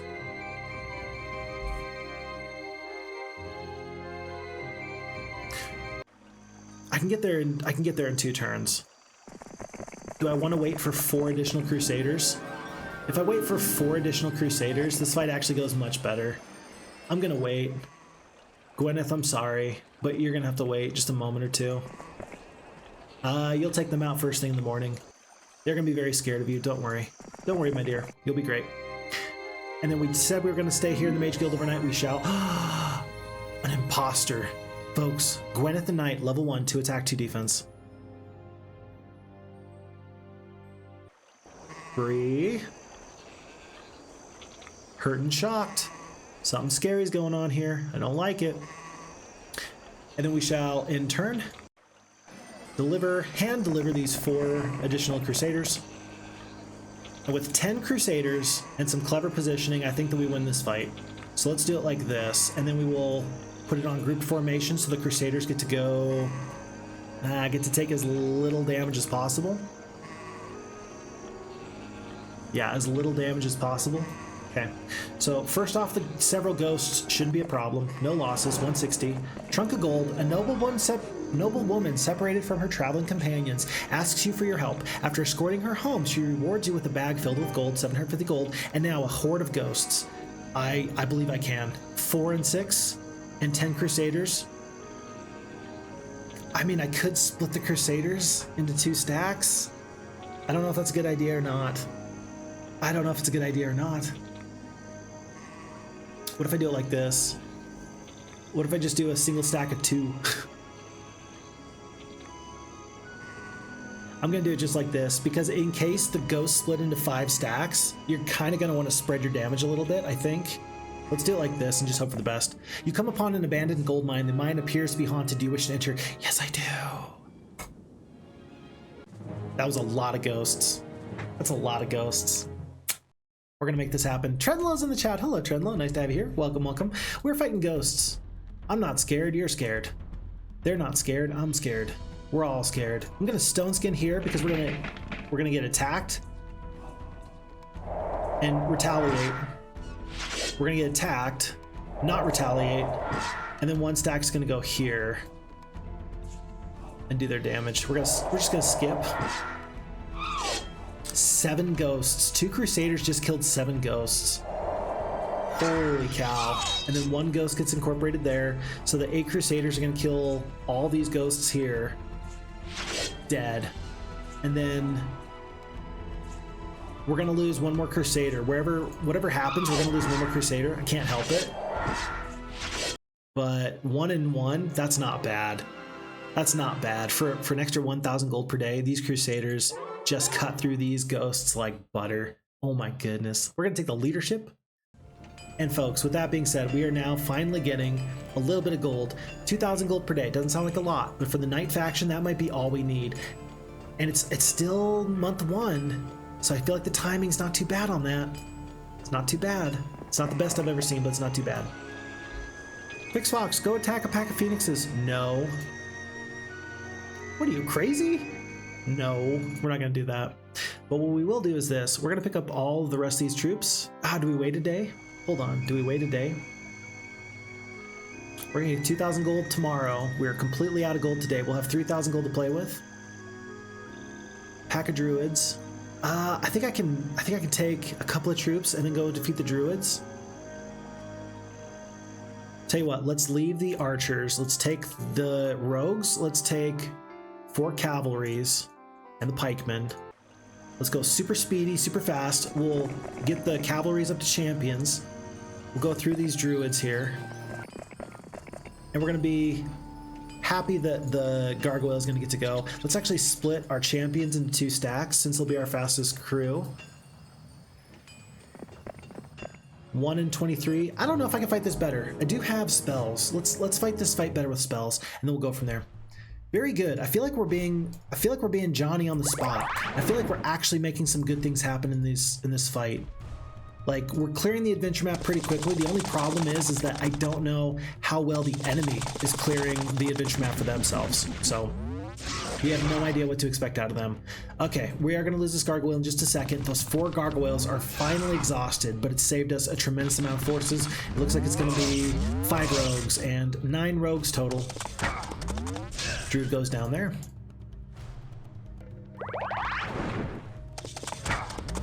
And from here, I do think I can just hit Q to end the battle, but last time I did that, bad things happened. Should I do it anyway? Yes, 1 and 9, not too bad. And for that, we will pick up our Dragon Sword of Dominion for the +3. As we are walking along a narrow path, a nearby bush suddenly bursts into flames. Before your eyes, the flames become the image of a beautiful woman. She holds out a magnificent sword to you. That's +3 attack. That is rather lovely. Do I want to go through the several nomads? I think I can. Especially with the spells. It's only several. It's only several. 160 experience there, not too bad. And from here on out, Crota is actually going to be much more valuable because he can pick up this water wheel, he can pick up this windmill. He's probably going to want to go pick up archers in just a second. I think that Brie is going to go in this direction, through the wolves, into this town. I don't know if this is a lot of defenders in this town or not, though. That's a bit scary. Purse of gold, that's actually really good. I don't know. I don't know what's best, but I do know that we need to hit end turn and go on to another day. So, with that being said, the Keeper of the Mill announces, "My lord, I have been working very hard to provide you with this gold. Come back next week for more." You better believe I will. And we're also going to pick up this Power Axe of Dominion. You see a silver axe embedded deeply in the ground. After several unsuccessful attempts by your army to remove the axe, you tightly grip the handle of the axe and effortlessly pull it free. +2 to our attack skill there as well. And then I think I might as well, since I'm right here, let's just clear out all of this. This shouldn't be too big of a swarm of peasants. Yeah, a swarm of peasants, not a problem. one cold ray is actually going to make this whole fight go much better. Let's cold ray here. Let's try and use this terrain to split these forces a little bit. Yep, I think we're going to be successful in that. Okay, perfect. Skip, skip.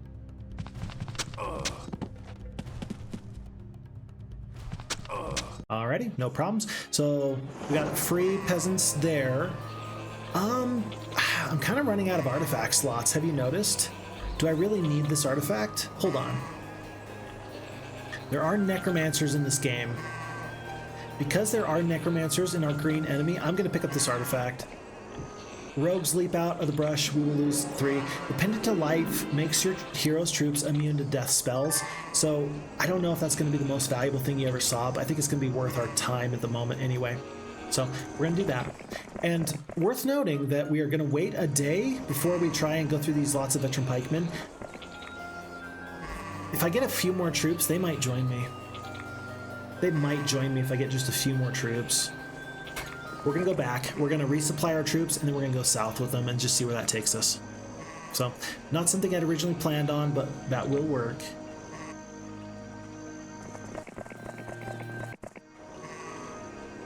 And while I would love a resupply, I don't want to come upon like 50 archers. That might be way more than I want to handle. Maybe I can actually pick up some of these rogues. I'm going to pick up some of these rogues, actually. 64. We're going to take 64 rogues. This is going to hopefully be enough to take this town if there's no surprises. If there's a surprise, then it will be the second time that Brie the Knight has lost. And if that happens, then so be it. Worse things have happened. What they are at the moment, I can't quite tell you. But I'm sure that worse things have happened. We're going to stay the night for full spell points plus the extra gold. Brie is going to roll right through... Pack of champions, what are you doing? I think that the champions are there for me to accept into my army. Yeah, I think that you're actually supposed to use your diplomacy to get the champions to join you. I'm going to come back for that. I'm going to let them get bigger, and then I'll come back later. +1 on the knowledge is actually really big for Brie. She needs the knowledge. View Fort staying overnight. Plus on the spell power.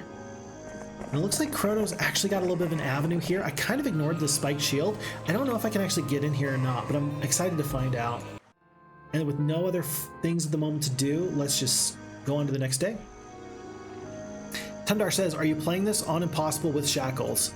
Yes. So players with severe handicap start with fewer resources and earn 30% fewer resources per turn. So this is the way that FitzMerlin indicated that this should be played. So Impossible difficulty, severe handicap, that's what we're doing. It's definitely noticeable. Right? Like, I definitely feel like I'm missing out, but we're making this work. We're making this work. Okay, I don't really want the wolves to join me. Tell you what, is it time to upgrade these archers into rangers? Is it time to upgrade archers into rangers? I think so. I think so. So archers into rangers. We're going to grab the gazebo, and then tomorrow we're going to see if the pikemen will join us or not. Advanced archery. Oh, I'll tell you what. Leadership or archery? We got good morale right now. Extra 15% damage for these rangers that we just picked up. Leadership is potentially double damage. Archery is consistently an extra 15% damage. I'm going to take the leadership. And while we don't have this blue barrier yet, tomorrow I'm going to grab these pikemen, and I'm going to hope that they'll join us with 2,000 gold or so. Maybe we can find a little bit more over here with Brie. Glorious victory, all the wolves goes down. And folks, this is going to be the first time we'll get a chance to view the Oracle. Nestled among the trees sits a blind seer. After you explain the intent of your journey, the seer activates his crystal ball, allowing you to see the strengths and weaknesses of your opponents. I will let you take a look at that. I'll take a look at that. Ooh. Ooh. Ah. Ooh. Take a look at that and tell me what you see.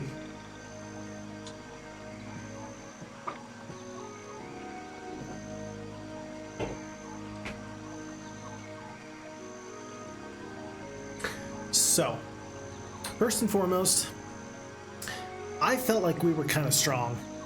And now I'm saying to myself, our army strength is just bad. We do have oodles of stats. Tundar, you're the underdog with a big ass stack of stats. That's the best way of putting it. Our stats are far and away better than everybody else's. But I'm really worried about these Titans, backed up by the spell power and the knowledge and the attack skill. I am less worried about purple right now. Out of anybody, I think I'm less worried about purple, even though they got black dragons. It says that they're better than green at the moment. But we want to stay far away from yellow.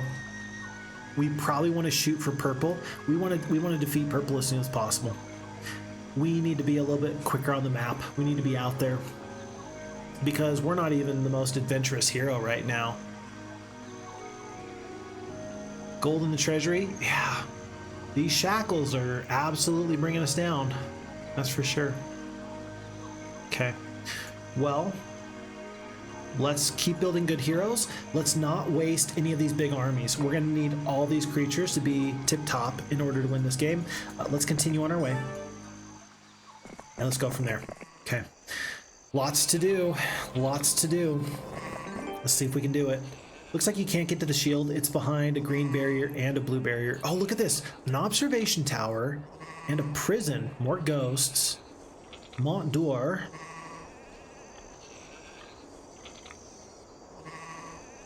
But how do you get here? Through the unicorns, through the elementals, through the rogues, through the dragons? Sword of Andrin. I feel like I got to get to this blue tent fairly quickly. We're going to take all this because there's lots of treasure here and lots of things. And we're going to work our way down through here and hope that this will be enough for the win, because whatever feelings of safety and security I had a couple of minutes ago are completely dispelled now that I see that oracle. Okay.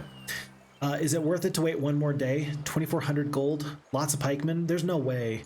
Pikemen are 250. Lots, assuming that it's only 20, which is not. That's at least 4,000 gold. Let's let Gwyneth go first, and then maybe we can make all this work.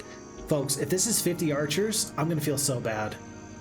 I'm gonna feel so bad. And there's no tavern I can pick up. I've already picked up a Thieves Guild. Oh, but I haven't been checking the tavern, by the way. Any commoners with lactose intolerance shall be banished and exiled from these lands. Way to go, FitzMerlin. Sorry I haven't been reading those, my bad. All right, we got to do it. Let's just go right through it. Avatar hero, snatch a town from one of the other heroes, get some titans or black dragons. That's totally the plan. We just have to get there. And in the meantime, I think we just have to get here. Let's do one single stack of the rogues. Just like this. Okay, thankfully, these losses are not... Well, there are no losses. Thankfully, we're just going to take the expert luck and the 900 experience. Is there anything in here? Another tavern, 30 peasants, 20-something archers, and there's 2 archers' houses here. I'm going to pick up all this gold and everything else we can find, and then we're going to continue on south. So, gold, gold, +1 spell power, standing stones, gold, several ghosts. Look at this. This is perfect. Okay, the only thing that sucks is that these rogues. I don't want several ghosts to attack the rogues. It's only several though. This isn't like the horde of ghosts over here. It'll be fine. We're gonna stick the rogues here, closed formation. Yeah, and we're gonna blitz through this area just a second. With 6,400 gold, I'm gonna try. I was really hoping that these veteran pikemen would oblige me and just join me. They have not. It's very sad. We're gonna cold ray 1 stack of creatures and then go from there. Expert leadership it is. We will pick up this little bit of crystal. It's day 6.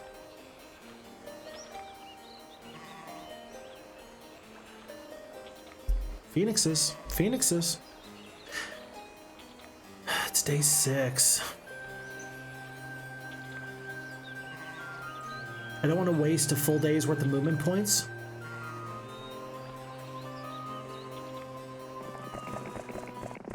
Well, there's nowhere to go but here. This is the place to go at the moment. Although, it's kind of worth noting, we could potentially get a level 2 mage guild. if we could pick up some gems pretty soon. It's a little too far out of the way, but it's worth thinking about anyway. Let's have Croto be ready for the 1,000 gold over here. And then we'll consider... we're still way too far away from this castle. Okay, I feel like just a moment ago I was talking about how I was very much... I was hitting my marks. I was being very efficient with my movement points. I was being very effective on the battlefield. I was getting a lot of advantages. We see the Oracle. I realize I'm not doing as good as I thought I was. And now it feels really bad to say to myself, I really want this resupply from my castle, but also I don't want to waste a full day's worth of movement points. Like, that does feel pretty bad. So what I'm going to do for now is I'm going to leave everybody but the 7-speed champions.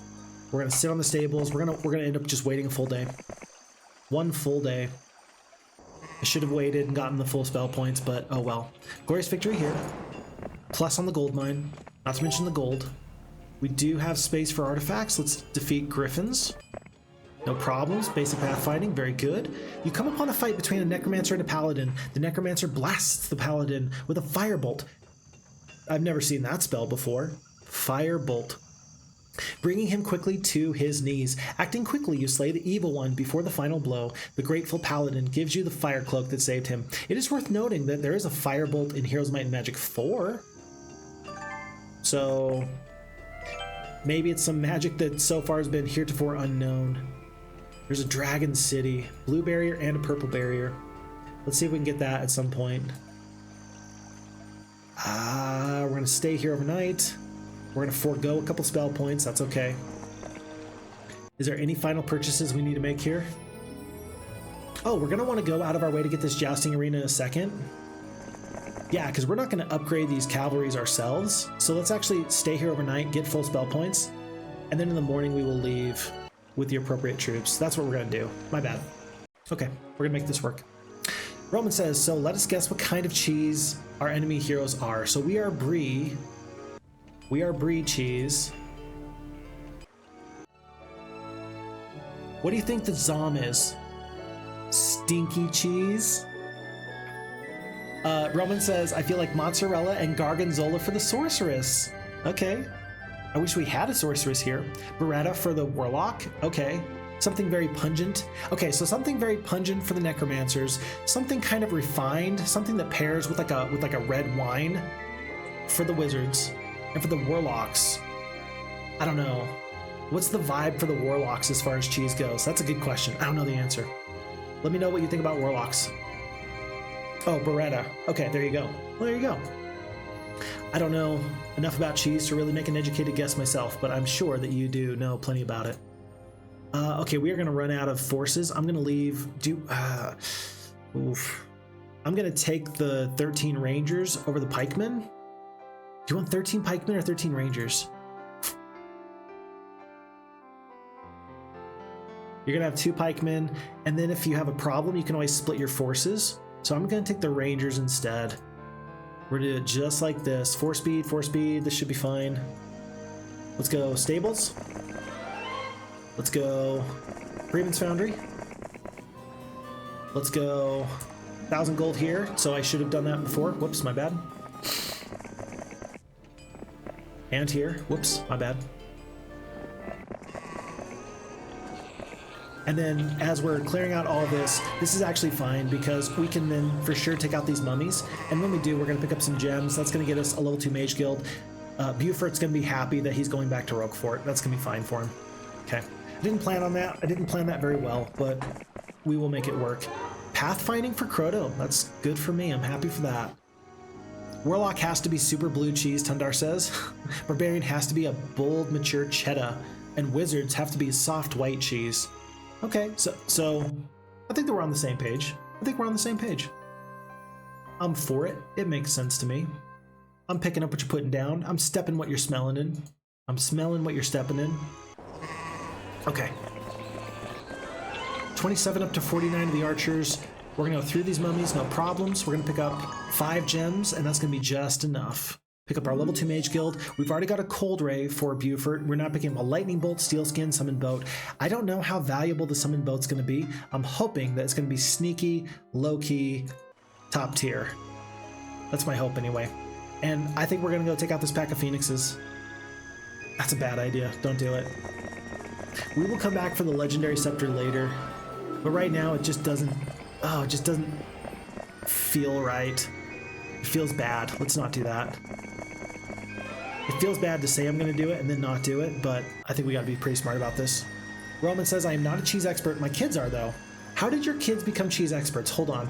I'm not going to read the rest of your note until you tell me how your kids have become cheese experts. I want to know. I mean this with all my heart. I really want to know. How did your kids become cheese experts? Because I think of becoming an expert in lots of things, and it's not easy to become an expert. Like, it takes time and energy, and it takes a bunch, right? How did your kids become so good at their cheesy endeavors? Let me know. I could go here. I'm gonna wait to go through these archers. I'm gonna hope that they join me in just a second. So we're gonna get one more day's worth of growth. We're gonna head south with Beaufort. We're gonna, let's see, level 8, but he's got the diplomacy, so we're gonna go for the Xanadu. So through the unicorns we go. Losses look acceptable. The butler admits you to see the master of the house. He trained you in the 4 skills a hero should know. And then 1,500 gold here, another 15k there. We'll go south for another 700. And now let's give it a shot. Please join me. All 29 archers will join for 4,300 gold. Do you accept? I absolutely do. We're up to 78 archers here, 81 rangers here. Folks, I think we're in a good spot. This is working out okay. Through a clearing, we observe a phoenix. Do we want to fight the phoenix? Sure, why not? 3 archers. Endless purse of gold, 500 gold per day. Lovely. And then another archer's house, not to mention a sulfur mine.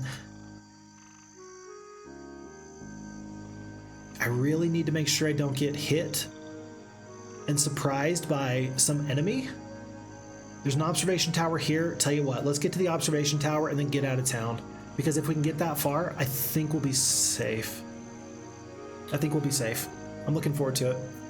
Okay, Roman, you haven't told me, but I'm going to continue to read your note. So your kids are the cheese experts, probably. Oh, okay. I'm meaning, oh, depending on the day of the week. Okay, the hour and the moon phase. It may happen that only goat cheese is proper. Gotcha. I'm glad I finished up your note then. That makes me happy. Very good, Roman. Thank you. Tundar says, I get it. I always feed my son way better than I feed myself. You buy them tons of cheeses, right? Because it's what they want? LOL. Trendlo says, worth it. Worth it to wait here, go through here. Worth it. I wonder what makes the maker love more, Heroes Might and Magic 2 or Cheez? Oh, what does FitzMerlin like better, Cheez or Heroes Might and Magic 2? I feel like we could ask him. Folks, should we ping FitzMerlin on the FixFox Discord? No, I don't know if he's part of the FixFox Discord. All right, we're gonna do this. We're gonna go ping FitzMerlin real quick on the FHeroes2 Discord. I'm gonna ask that question. We're just gonna see what FitzMerlin has to say. I hope that he gets back to us pretty soon. At FitzMerlin. Hey, buddy. Sir. Master Mapmaker, you guy. Question for you. Let's see. Do you love Cheez or Heroes Might and Magic 2 more? We are all waiting with bated breath. Love. Okay, perfect. All right. We will wait to know. Tundar says the viewers demand to know. Yeah, the viewers demand to know. They want to know. I want to know. We want to know. And I think that I'm sure that he's going to be willing to let us know, right? That just makes sense that he says, well, if you're that interested, I better let you know what's going on there. By the way, double damage from cold spells. Oof, goodbye. It's a small thing, but it's really nice when we're able to have a nice community. When I talk about the Heroes Might and Magic community being awesome, it's this kind of thing that I mean. I don't know about other communities, but I imagine people don't like to get pinged for random stuff. I'm guessing that he's not going to mind. Like, I'll have to wait and see. Like, we will have to wait and see, but I want to find out. Based on how lovely this map looks, it's got to be a close call. There you go. If you're going to spend the time to make an awesome map, you're probably... No guarantees, but you're probably a big fan of Heroes Might and Magic. But then again, the Cheez. Which one is it? Okay, skip and back and skip and back. Very good, very good. And folks, for the first time, we see the opportunity to pick up a Shrine of the Third Circle. We cannot get that. One of our best heroes does not have wisdom. Now, Buford is still an awesome hero. He's great, but there's no sense in even stepping on this, except I want to know what it is. View towns. Oof. Well, that's a good spell. Ooh, that's a good spell. That's a very important spell. Brie needs to get there as soon as she can. Brie needs to get here as soon as she can because it matters. We've already talked about our strategy. We really want to go for this purple Warlock because we want to stay away from yellow. We want to stay away from green. Like, Necromancers into our army doesn't really blend very well. We want to go for purple. I need to find out. I need her to go get this view towns as soon as possible. Okay. Okay. And it looks like there's actually a road. She can maybe go through lots of rangers.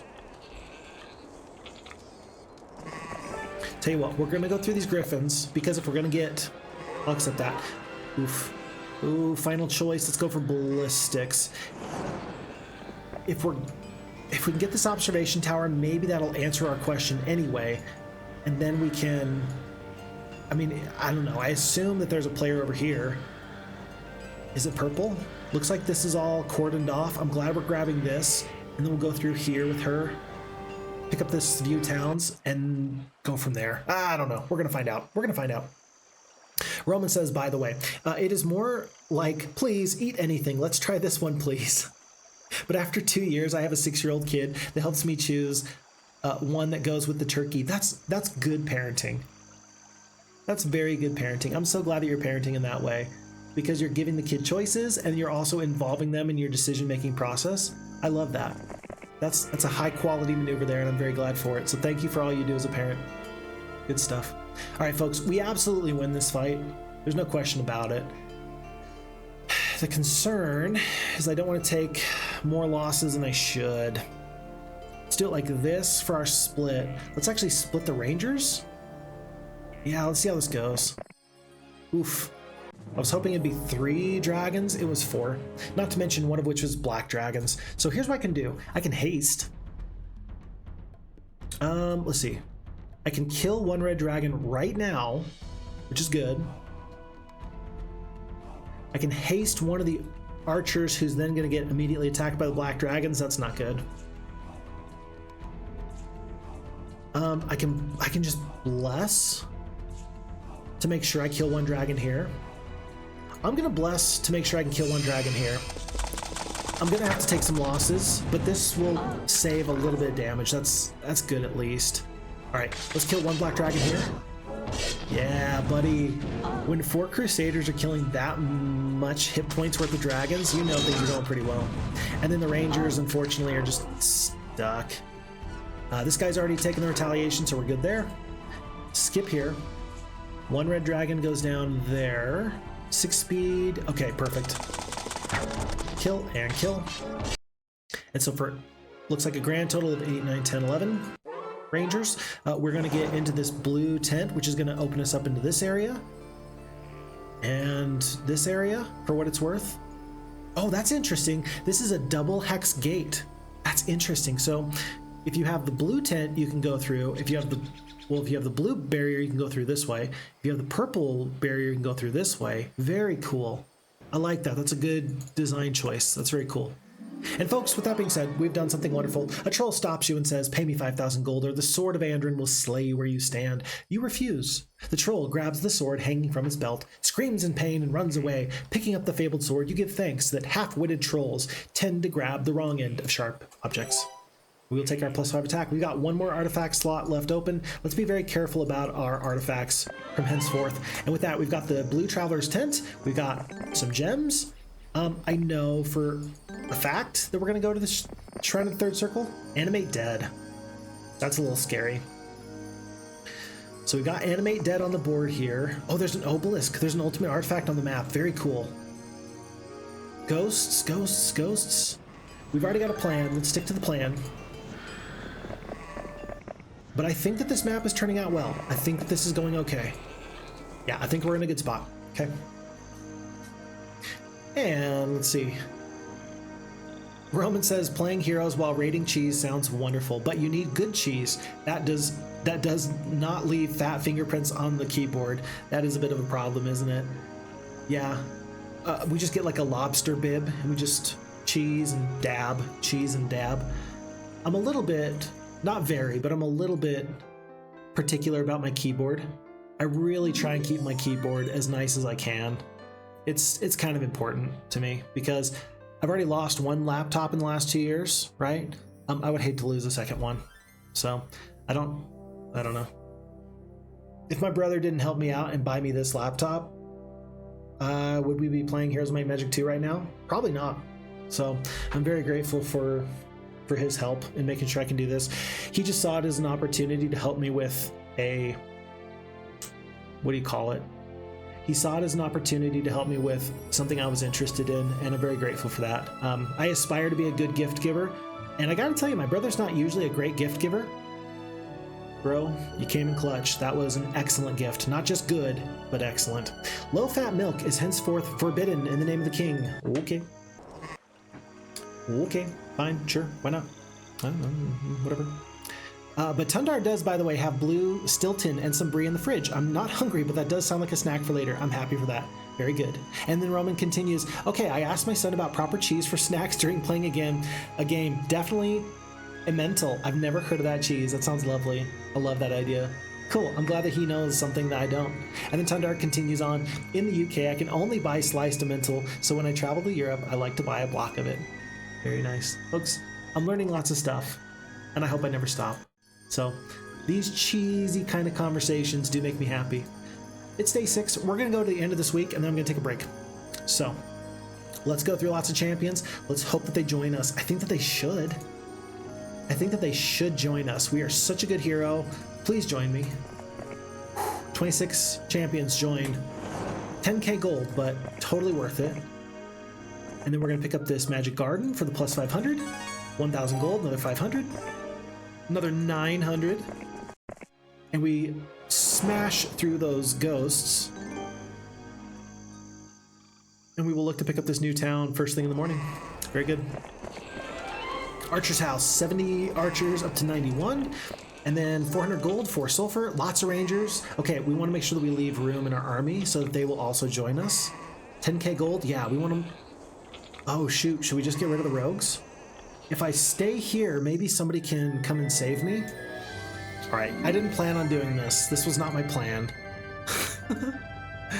We're gonna do this. We're gonna go south. And first thing in the morning, we're gonna have Gwyneth the Knight meet up with Brie the Knight, and they're gonna say hello. They're gonna look at each other like the Spider-Man meme. You imposter! And then they're gonna go from there. And that's going to give me the opportunity to make sure I have plenty of room for these rangers so that they will join. Very good. Very good. On to the new day. Okay, this town looks a little bit tougher than I'm used to, but with 70 archers, I should be fine. Let me split my rangers rather. Glorious victory, no problems, 800 experience.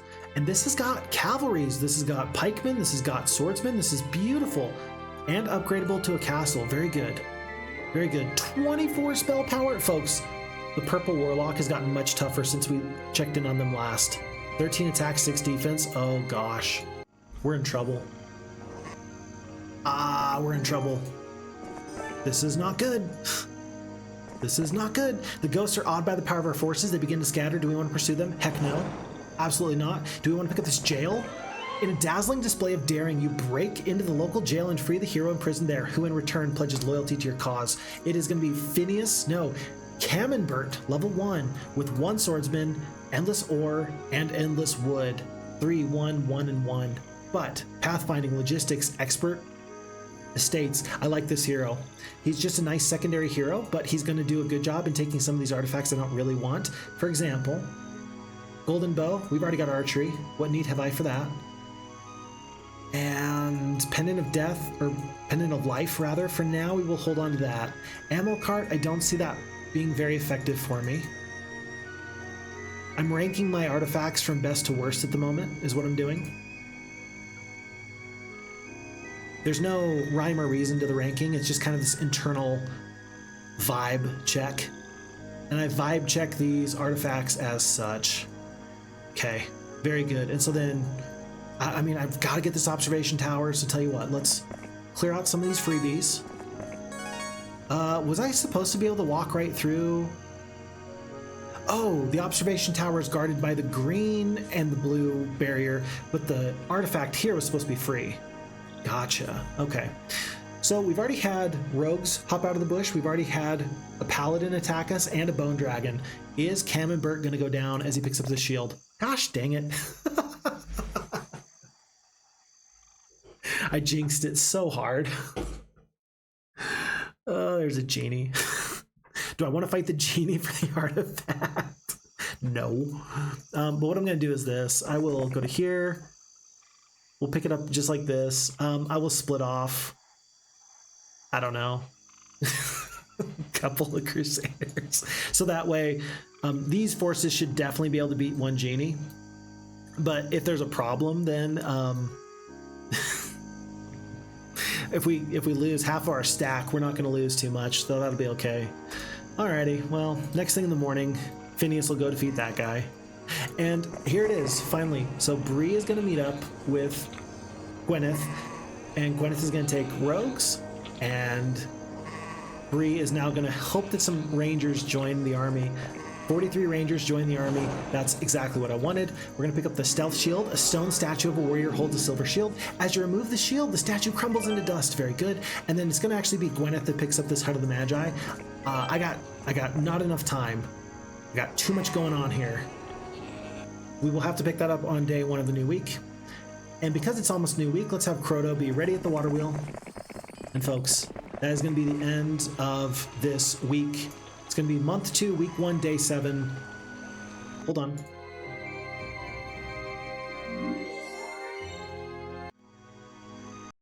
Into the new day. Oh, and for the very first time, just as we're about to take our break, we have a new week, and we have seen the green player for the very first time. So astrologers proclaim this to be the week of the squirrel. All dwellings increase in population. Month 2, week 2, day 1. And with that being said, folks, we are going to take a 5-minute break. So let me get caught up on chat, and then we shall go from there. After our hero says, we owe it to FixFox brother when FixFox becomes famous and earns millions a year on Heroes2. Tell you what, the likelihood of me making millions a year, there's come a point in my life where I've realized that I'm never going to be wealthy, and that's okay. That's totally fine. I'm totally okay with it. And here's the truth, and this is the absolute truth. I think that if I were to become wealthy, that would actually be bad for me. That would actually be bad for me. Yeah, I need to work for my bread. I need to be humble. I need to do lots of things for me that if I were to be a millionaire, it wouldn't work out. However, every single time that we play Heroes of Might and Magic 2, we can all be grateful for FixFox's brother and say thank you to him for the help that he's given us. Because without that, yeah, I wouldn't be here right now. So thank you to bro. Absolutely. Thank you to bro. Roman says, Blue Stilton is mold. English, right? I think I tried it years ago, but it was smelly. Oh, however, my tastes have changed a lot since then. Yeah, I remember blue cheese. I used to think it was like the weirdest and grossest thing in the world. And now I'm like, yeah, blue cheese on a salad. I'm not bad with that kind of dressing on a salad. Works just fine for me, you know? Feta cheese on lots of things. I didn't used to eat feta cheese at all, and now I'll eat some feta for sure. So tastes change over time. That's probably a good thing. OMG, the link is massive. That's the cheese I have. What? Oh, it's blocked is probably a good thing. It was 1 billion characters long. Yeah, I don't know what you're... Yeah, sorry, it auto-blocked that, but I'm sure that there was a special cheese. The moldy cheese, more like a mature cheese is what you're saying. Gotcha. Are we going to have a FixFox video where we rank cheese? We should try that. I will let chat continue to rank cheese, and I will just continue to enjoy it. So Blue Stilton is like a +4 spell power. So as we rank our artifacts, so Sword of Andrin, that's definitely like mozzarella. That's my number 1, right? It's just so all-purpose. That's my number 1 anyway. Chat, tell me where I'm wrong on that. Tell me where the real cheeses should rank. Let me know. Let's see. And then Big Moment. Gwyneth, hurry up for the big moment. Wealth equals Sinister FixFox. Wealth equals Sinister FixFox. And with that, let me know if you see a Sinister FixFox anywhere. I'm going to try to avoid that guy, but you might like to hang out with him. He seems kind of cool. All right, we're going to get out of here before bad things happen. All right, folks, let me take a 5-minute break, and I'll be right back with you in just a moment or two. Until that time, go hydrate. We'll be right back here. Thanks. Bye.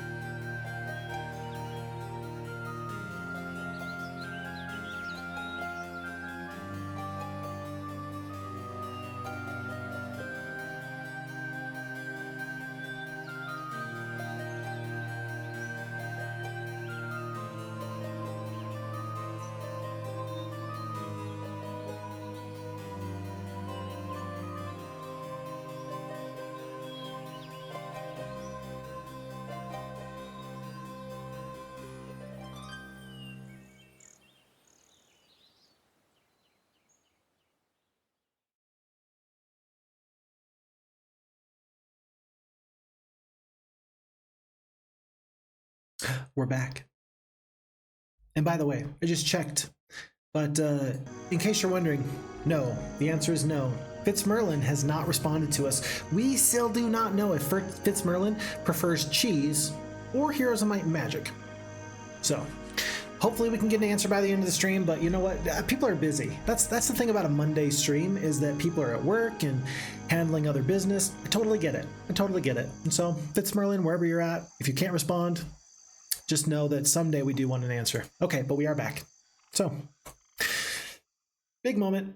There's a green player. There's something in the water. It's like a shark. Oh, okay, real quick. I haven't shared this with anybody yet, and I'm a little bit scared too, because I'm worried that people are just going to send me stuff that I don't want to see. But I have about the worst case of submechanophobia you could ever have. So I have two major phobias. I have a fear of man-made things that are deep in the water because it just creeps the crap out of me. And then also, I'm officially afraid of deep water, like wherever the continental shelf is, and then it just like abruptly descends into the depths of the waters. I can't handle it, cannot handle it. And so I don't know why that came up. Oh, because I was saying that there's something in the water, right? And we were saying that the green player's there as if they were a shark waiting to get us. Folks, no. Me and sharks, we are a big NO. And that's never going to change, and I'm never going to let it change. I can't stand it. So in case you're wondering what to get FixFox for Christmas, do not get me an all-expenses paid trip to Hawaii. I don't want it. Oh, FixFox, you're going to go snorkeling. No, the hell I'm not. It's a small thing, but no, it's never going to happen. Vammy says, for us in Europe, it's a great time for Heroes2. Perfect. I'm so glad. And that's really one of my favorite things, that we tend to have a nice time with the European crowd as we're playing Heroes of Might and Magic. It makes me very happy. In fact, that's part of the reason why I stream at the time I do. I suppose I could arrange my schedule so that I stream at a different time. I'm not going to. Not anytime soon, anyway. So I appreciate you all, and I appreciate that very much. So thanks for spending the time. Folks, we got our first look at Celia the Necromancer. Green player. It looks like she's a secondary or a tertiary hero. Not too bad. I think we can handle her. What is locked behind this blue barrier? I'm so confused. But we do get a little bit of a look into this land. Wow, watchtowers. Several of them, many of them. Haunted Goldmine, green tent. Much of this has been cleared out, but should we try and defeat Celia? I think we should. I don't want her to get this observation tower. I don't want her to get any advanced knowledge of me, and I think that I should be able to take her out pretty quickly. If there's a path, looks like this is all swampy, impassable terrain. Where do we actually meet up with our foes?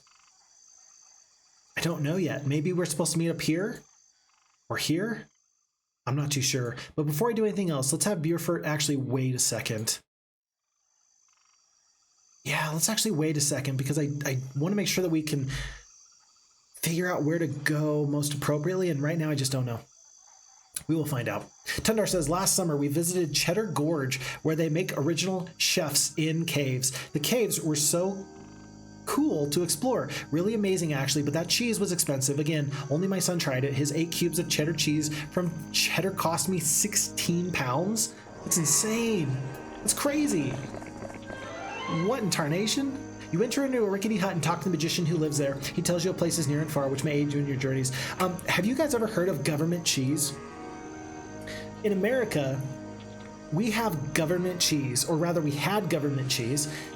And government cheese is the thing that people talk about when they're like, there's feta, from the hood, right? Because government cheese was a sign of poverty. The idea being that sometime after World War II, the government, the United States government, had to deal with farmers that they would purchase any uncollected cheese. Like they would buy your excess, so that way you were incentivized to continue to make and not have problems with that. Or rather, they would continue to purchase the milk from these farmers. And the issue is that when you have milk, what can you really do with the milk to make sure that it stays around for a long time? And the answer is turn it into cheese. And so in Missouri, there are government-owned caves that housed tons and tons of cheese. And when I say tons and tons of cheese, I don't just mean like a lot. I mean like like millions of tons of cheese, like so much cheese.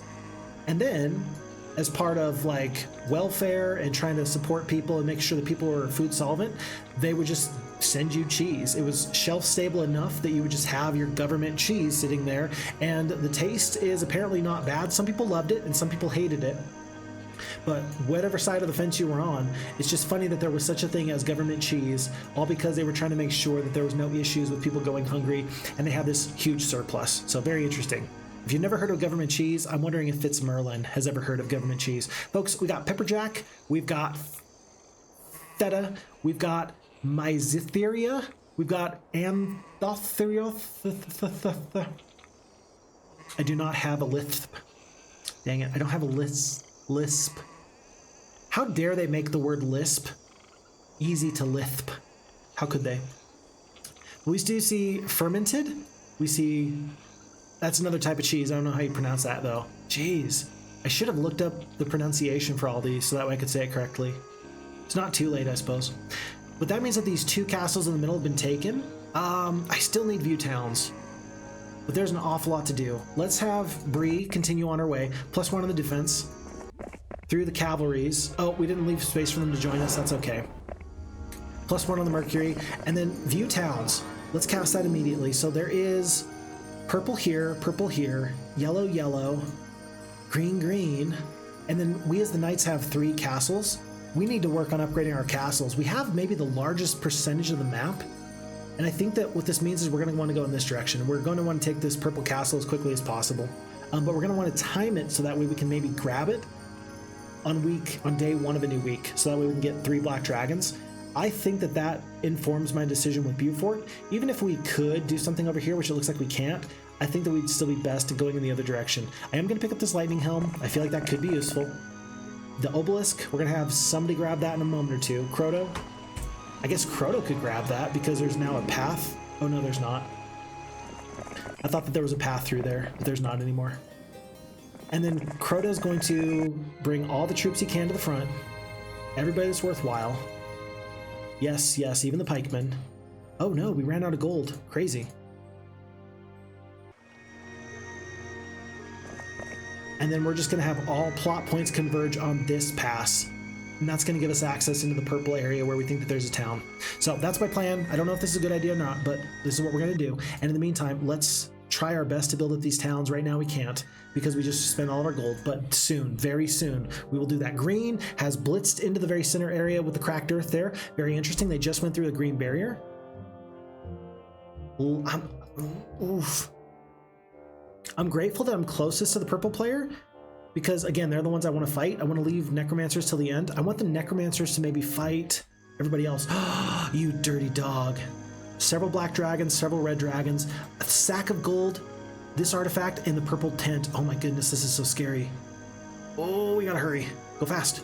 As fast as you can.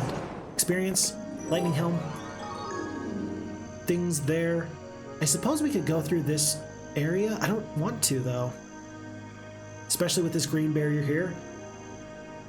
Yeah, I could go to here, but if I go to here, I have to go through here into the Cheez whiz.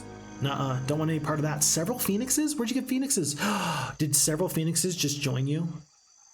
Did your several phoenixes just join you? Oh, should I try and get several phoenixes to join me? Maybe I should. I'll bet that they would. I'll bet that my pack of phoenixes would join me if I can give them a good enough reason to. We're gonna try that. We're gonna hand off these troops as we're heading north. Again, Croto's trying to make sure all plot points converge. 4,600 gold. Purchase the rest of everybody else, please. Thank you. Boop. Okay. Here, and soon to be here. And then Gwyneth the Knight, I mean, pick up whatever you can. Because the game is getting very exciting. We never picked up our +1 gems per day. What are we doing? If you're gonna win, you can't be allergic to success. Right now, that move felt like we were allergic to success. A legion of peasants. Oh no. Folks, I messed up. I don't think I wanted to move this barrier. I guess it's likely that an enemy would be able to pick this up pretty quickly, but I want to limit access to my main town, especially if somebody was able to come through here. That might have been a problem. That might have been a mistake. We will hope that later we will find out it will not be a mistake. Bambi says, no need to send you to Hawaii. There's sharks in the woods in Missouri. If you don't get the reference, I'll send the link in the Discord. Please do. I've seen, there was some movie I saw where it was all about freshwater sharks, and sharks like swam up the Missouri River. But I don't know. That sounds pretty wild to me. In fact, it's so wild. I wonder if I've seen the same movie as you. I don't know, but I almost wonder if I have. We're still going to take a little bit of swamp penalty, but I really want to be the best I can be. It's time to start being very aggressive with my forces. Let's go to here. And there. Here. Hand over everybody that's worthwhile. Ooh, we're even going to hand over the archers. Stealth shield, yes. I'll keep all this. We got to get the archers upgraded. Even though it's going to make you super slow with the 2 speed, I'm going to do this. It's too many archers to ignore, unfortunately. And as we go up, I'm actually going to see if the other Gwyneth can take those from me. I think she can get to here and then back. And then right here, we got to get up to at least the blacksmith and the armory. So we got the blacksmith. Let's get the armory, and then we'll be able to upgrade the rangers on our way out the front door. Troops here. This is our resupply, remember. +2, +2. Phineas is going to grab some gold. But yeah, sharks. I just don't do sharks. Absolutely not. I will do crocodiles and alligators before I do sharks. Like, sharks just have that, like, their black eyes. They just look like they're soulless killing machines. Probably because they are, right? Like, when we stop and think about it, like, what is a shark? Soulless killing machine crafted by thousands of years of evolution. As far as I'm aware, that's a shark for you. Oof. Not my idea of a good time. Don't want to hang out with a shark. And I could understand people saying, well, Fix Fox, is that really going to keep you from, I don't know, is that going to keep you from enjoying a snorkeling trip? Yes, it will. Absolutely, yes, it will. No questions about it. You're not even going to try? No, I'm not even going to try. I will not go snorkeling. There was one time that I actually was in just a lake and I stepped on a dead fish. Like, it was close enough to the shore that I could, like, touch the bottom. I stepped on something. I'm like, what is that? And, like, bubbles came up. And then I didn't know what it was. So I reached down and I picked it up. I was maybe like 8 or 9 or 10 years old. And I picked up this thing, and by the time that I could actually see it, I had it out of the water, and it was just like, I dropped it, and it was like mostly dead, and just, mostly dead. It was dead, but you don't really come back from something like that. Like, something like that happens, and you don't really, you know, after that happens, you kind of just have a fear of water. And that's where my fear of water started, I think. Do I have any regrets about that? I wish I hadn't stepped on a dead fish once. Oof. Tundar, by the way, speaking of things that are stinky like fish, talking about cheese. Original cheddar in caves, not chefs. LOL, my phone is difficult to type on. So cheddar in caves. So like the government cheese. Oh, and Tundar, you have government wine. Interesting. So you have government wine. That is really interesting to me. Because, so there must have been an excess, right? Like, that's the only thing that really makes sense to me. There must have been an excess, and so that's why you have the government wine. And that was probably the best way of making sure that it stayed good for a long amount of time. I don't know. You're going to have to give me some deep lore on that. I'm only aware of the Americanized version of government cheese. I'm interested to know your country's version of government cheese. So if you have the time, please let me know. Okay, Croto is a nobody. Brie is Phoenix's, no. Maybe in a couple of weeks she'll be good enough to get Phoenix's to join her, but I kind of doubt it. With all these forces, could we get the Phoenixes to join? Maybe. Should we try it? Do you care more about trying to prevent more black dragons, or do you care more about trying to get a pack of Phoenixes to join you? First off, are you gonna have the gold? A pack of phoenixes. Call it 2,000 gold per phoenix. Call it. It was several. Now it's a pack. So let's assume it's gonna be. Let's just assume it's 15. 15 times 2k. Let's assume it's gonna be about 150 to 20,000 gold. 15,000 gold to 20,000 gold. We're gonna wait on this. We'll come back. I think I care more if the +2/+2/+2/+2 is really good. If the phoenixes don't join us, but I think I'm gonna let these guys get bigger, and then maybe I'll let them join with me later. That's gonna be my attempt anyway. We'll give it a try. We'll see how that goes. And it looks like this is gonna be a pretty awesome army. 224 Rangers, 32 of the Veteran Pikemen, 17 Crusaders, 48 Champions, 23 Swordsmen. This is a good army. I don't have any regrets about this. We are going to stay here overnight because we do need a couple more spell points. I might even leave first thing in the morning with Rangers for sure.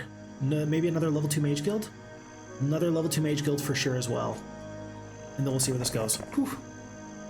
Cheese and wine cellars kept near Buckingham Palace. So how does it get distributed? Like, does someone just make the decision like, hey, by the way, we're going to do this now? And can you just like show up? Do you have to like sign up for something to get the government wine from Buckingham Palace? Because I'm sure that if you don't do things in wisdom and order, that people are just going to come and get it willy-nilly when they ought not to.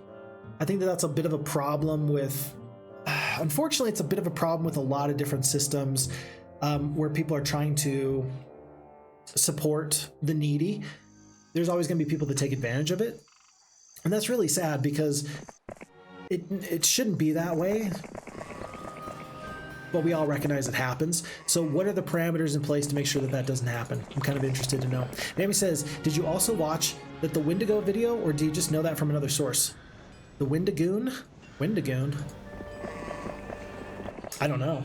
Wendigoon video. That's I'm not sure what the Wendigoon is, so I don't know. Search me. Tumdar says, we started it that way for healthy drinking wine. Oh, gotcha. That makes a lot of sense. So it was like a health initiative, maybe even a little bit.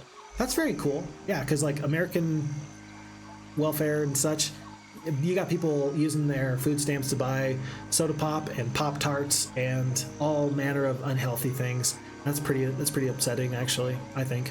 Roman says, I love how pop culture treats sharks. You open any streaming platform and see Sharknado, Sand Sharks, Three-Headed Shark, Ghost Shark, Sharknado 2.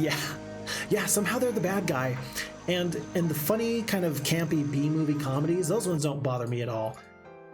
But the other ones totally do. Dude, sharks are just scary, man. What can I say? Folks, this level 2 Mage Guild was actually huge. Picking up a blind. We already have the steel skin. We already have the summon boat. But the blind, that's a big deal. That's a big deal. That's a big spell. It is day 6. We're going to go through this area here. I hope that we're ready. But I don't think that we're ever going to be any more ready than we are right now. We go through the blue barrier. We're going to pick up some stuff. We're going to grab this observation tower. Oh, no. It doesn't even take us over here. All plot points converge in the center over here. Uh-oh. Not what I expected. But remember, we are the biggest and baddest hero. 22 attack. It eclipses everybody. 11 defense. That's on par with everybody else. 15 spell power. It's less than some. 9 knowledge. Worse than others. But overall, we've got the stats. Do we have the troops? Do we have the ability? Let's make this happen. But it became a profitable thing to do the healthy wine drinking. Oh. I don't mind people doing a good thing and making money. One of my all-time favorite quotes, and I've said this before, is from Andy Warhol. Andy Warhol said something to the effect of, I'm an artist, and making good art makes money, and making money is an art, and therefore he was just discussing how art, in and of itself, making money, it's not a bad thing. I think that we all know that greed, of course, can cause some major problems, but simply being profitable and doing a good thing, that's not bad. There's nothing wrong with being profitable as a company and being able to help other people be the best that they can be. Okay, Gargonzola. How do we get there, though? Here. Day 7. Oh, we're not going to be able to reach. Oh, it's so sad, folks. Look. We are still going to be several movement points out of the way. Yeah, there's no way we can get from here to here. This is probably 4 days from here to here. That's actually fine though, I think. I don't know, maybe we take this castle since it's right close. Maybe we let these enemies go a little bit further in this direction. We'll see if they double back. If they double back, we might wait until they go somewhere else. I don't know. Then again, maybe I'm tougher than I actually think I am. Maybe I should try and get whatever good spells they have over here. No, because I don't have wisdom. And this is definitely my better hero, not Gwyneth. Level 14 versus level 9, definitely my best hero. Even though they don't have the spell casting, that's okay. Okay, on we go. Whew. Roman says true, hippos are the worst. Yeah, hippos are absolutely terrifying because they don't have any sense of decency whatsoever. They'll hurt you just for looking at them wrong. Pretty sure crocodiles kill more people than sharks. I think you're right about that. Oh yeah, I think you're totally right. I couldn't imagine living in a place where every single day I have to go get water and I'm like, well, I hope I see you guys again. Best of luck. Bye. Yeah, crocodiles and hippos. I think that, so like a lot of the places like on the African plains, there's just a lot of danger there. Oh, and don't even get me started about Australia where everything wants to do you harm. Jeez. Do we have any Australian folks in the chat, by the way? Let me know because I appreciate every interaction I've had with my Australian friends has always been excellent. It's been high quality. And I'm also just like, how are you guys doing down there with spiders the size of your face? Let me know because I want to make sure you're doing okay out there. Okay, Horde of Earth Elementals, we're going right through you. 3,300 experience. And this is the point where we practice a little bit of restraint. It's already open. The door's already open. I thought I was just going to wait here overnight. We're not going to wait. We're just going to go. This guy's coming back. This guy's going to go here. We're going to slip right behind you. Picking up +1 on the luck. +1 on the defense. And several black dragons. We're going to get the opportunity to take out several black dragons. There's more here. Dragons here, dragons here. We're just going to hold on to this castle. And we're never going to let go. Like a crocodile, like a shark.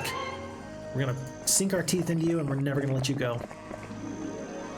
This map is about to go either very well or very poorly. And it's going to happen very quick. Anybody left over? Nope. Nope. Okay. Oh, this isn't going to be good. I feel like this is a train wreck. +1. 5. 2. And then I'm gonna keep this Gwyneth character on this trading post. If I can get this upgraded to a castle, I will. And we're gonna wait a day for that. Croto's gonna wait, everybody else is gonna wait. Do I need, I don't know, maybe I need Croto out there? No, I don't. I'm just gonna wait for now. See if I can make one more purchase, not yet. Marketplace, not worth it because there's a trading post, so you don't need castle with marketplaces. We already got the trading post. That's gonna be the end of the day. Green player just obliterated yellow and purple. Yikes, did you see that? That was crazy. I don't know if this purple player's got this gold barrier, but who was this? Monterey Jack just destroyed Fermented. Oh my gosh. There's still Cheez Whiz. There's still Myzithra. And then Monterey Jack. So these are the 3 big heroes. 1, 2, and 3. I think that I need Cheez Whiz to fight purple and green, but I'm going to take your dragons now, and nothing else is going to matter. Okay, folks, this is it. This is the moment, as big as it's going to get. Let's make this fight happen. Tundar says Lancaster House is the largest wine cellar in the world, owned by the UK government to host parties for multiple occasions. The government earns $500 million per year from the storage of this wine, as it is purchased and it increases in value. It's now a business. It was initially started for a backup to clean drinking. There you go. So if it was still good for people, but you can also monetize off of it, what's the concern? Making money is not inherently bad. After our hero says, been lurking here for a while, taking care of the kids and the fiance. Very good. Cleaning up. Making self-picked chanterelle and pork ramen for the older kids for a night snack. Very lovely. That sounds perfect. And then Bambi says, Windagoon is a content creator on YouTube that makes all sorts of stuff, and he made a video about cheese and caves at some point. Oh, maybe that was... you know what? So I had heard about government cheese forever ago, and then I did watch a YouTube video on government cheese not too long ago, so maybe I did. I hate to say it, but when I watch some of these like infomercial type videos, I don't check to see who it is. I just enjoy the video or I don't. So it might have been Windagoon. I'm guessing it's a popular enough subject that government cheese has been talked about a couple of times, though. That's for sure. After our hero says, I myself in the middle of life am just learning to like mushrooms. Hey, mushrooms are delicious, though. How do you like them, though? Do you like them sauteed? Do you like them stuffed? How do you like your mushrooms? Let me know. And then Tundar agrees, mushrooms have an amazing flavor. Umami, yes, absolutely. Roman says, OMG, good ramen, that's so cool. Good ramen, good pork ramen. I agree with Roman, that's a great idea for Avatar Hero. His kids are probably super happy. Favorite ramen bowl? Miso, lots of corn, gotcha. Did Green take the prison? Tundar says, which prison? Green is not taking this prison. Cheese Ball and Cheese Whiz, oh my gosh. I really wish Green had taken this prison. Why didn't you take the prison? Just take the prison. Make sure the Cheese Whiz doesn't get it. I hope that this isn't like a really good hero. We're gonna have to wait and see though. It's a little bit scary. Okay, we got a lot of stuff going on here. All right, folks, let's fight this fight. It's gonna be a win. What are the losses gonna look like? 9 dragons. 9 black dragons. So first off, 22 attack, 13 defense, 15 spell power, 9 knowledge. Blood morale, good luck. Buford the Knight is pretty good. Best for the Warlock. 2 attack, 2 defense, 6 spell power, 6 knowledge. Blood morale, good luck. Not too bad of a hero. Ballista, it looks like they got this castle mostly filled up, mostly taken care of. And they've got 159 centaurs, 9 black dragons, 12 hydras. Really, it's going to be all about these dragons, a little bit to do with the gargoyles, a little bit of the centaurs. Not worried about the hydras, not worried about the Minotaur Kings. My rangers are about to take a bunch of damage. Here's my thing though. As far as options go, I don't want to crowd around my rangers. I don't want to crowd around my rangers because the double hex attack from the dragon is going to hurt me. Gargoyles are going to fly here. I could potentially go here, haste the Crusaders, and have them step up in front of the Rangers. I just don't think that that's... I mean, all that they have to do at that point is then just blind. So I don't really want to do that. I could steel skin the Rangers and save a bunch. I kind of want to. I could blind the gargoyles, but I think that they're immediately going to counter with a cure or a dispel, and I think that my spell casting is a little bit more valuable than theirs. I would like to be able to get into the moat up here, but I can only get down here, and I don't want to actually deal with the hydras just yet. I think we're going to sit right about here with the champions. Let the gargoyles go, and we're going to let them take the first spell. What spell are they going to cast? Curse? I'm okay with Curse.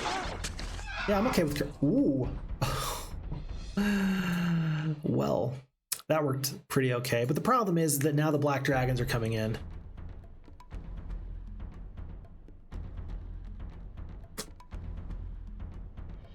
But that does mean I can blind somebody. 5 attack versus 25 never mind. Even against 16 defense, I don't care about the centaurs. They're just not that big of a deal.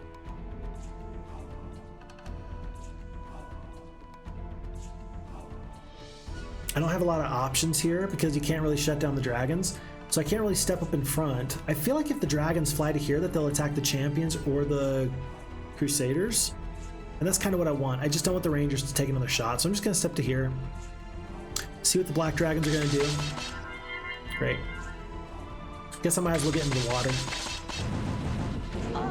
And it was the Rangers that took the shot. Very interesting. 15 of the Minotaur Kings did not kill a Centaur, or did not kill a Crusader.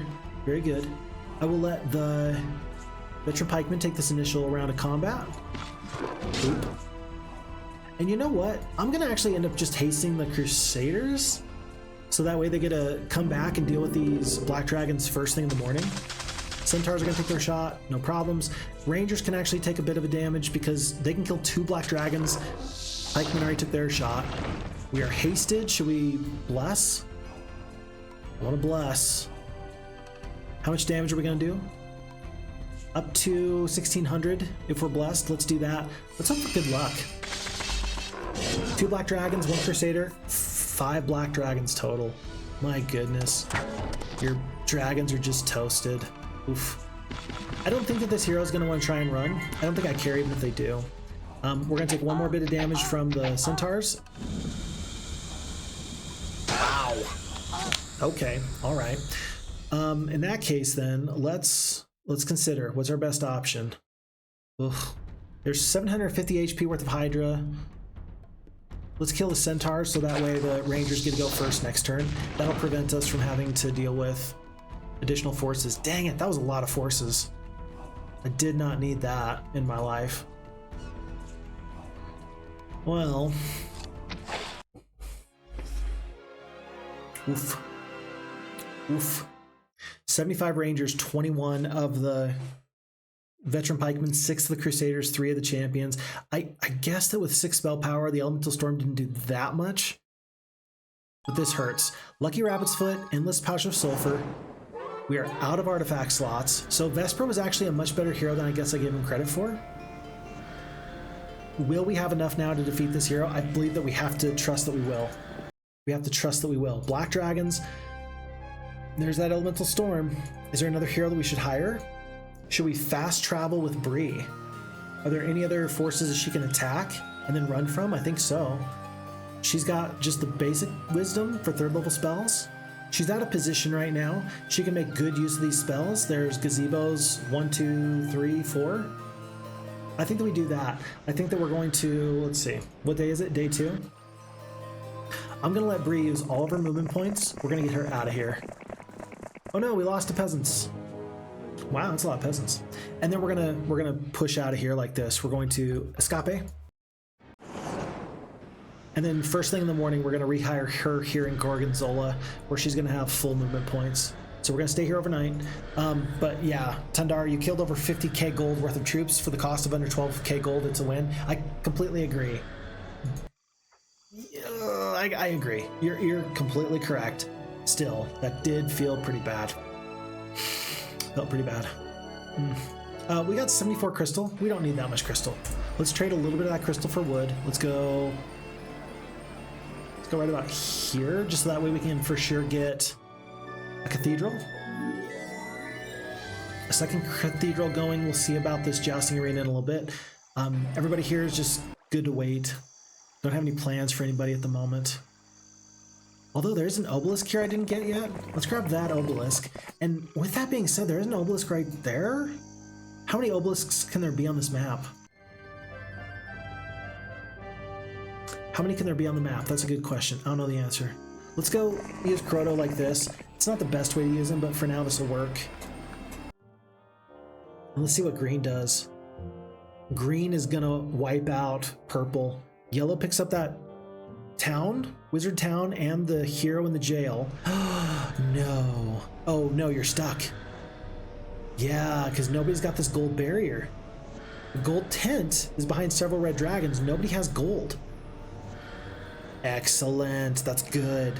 We are safe for now. H. M. Brock's in the chat. Hello, H. M. Brock. Nice to have you here. Pretty sure there are some people that would get upset that you call Halloumuni Greek. What the heck just happened? What? Oh, we're talking about recipes. Miso for sure, corn, pork, shiitake, best set. Favorite is egg noodles, miso soup, broth, soy-infused eggs, homani, which is Greek, cheese fried in the hoisin sauce, fresh garlic, coriander on top. Okay. And then, and that's where H. M. Brock is like, I don't know if it's Greek. You know more about it than I do, so we'll go with that. Tundar, why isn't there a +1 morale spell or a +2 luck spell? I don't know. They did do that in Heroes 3. I think that was a good choice there. Fukudi! In the chat. Hello, Fukudi. Nice to have you back. Welcome. Did we have a haste? We could have hasted the archers to damage the dragons. Let's see. Dragons were... Okay, so for the enemy team, it was centaurs, gargoyles, black dragons, minotaur kings, and then hydras. So the turn order was gargoyles, Black Dragons, Minotaur Kings. If we had hasted the archers, we did have a haste. Yeah, we could have done that because we would have gone 7 speed. No, hold on. Yeah, we could have done that. We could have. No, hold on. Let me think. Yeah, it would have been.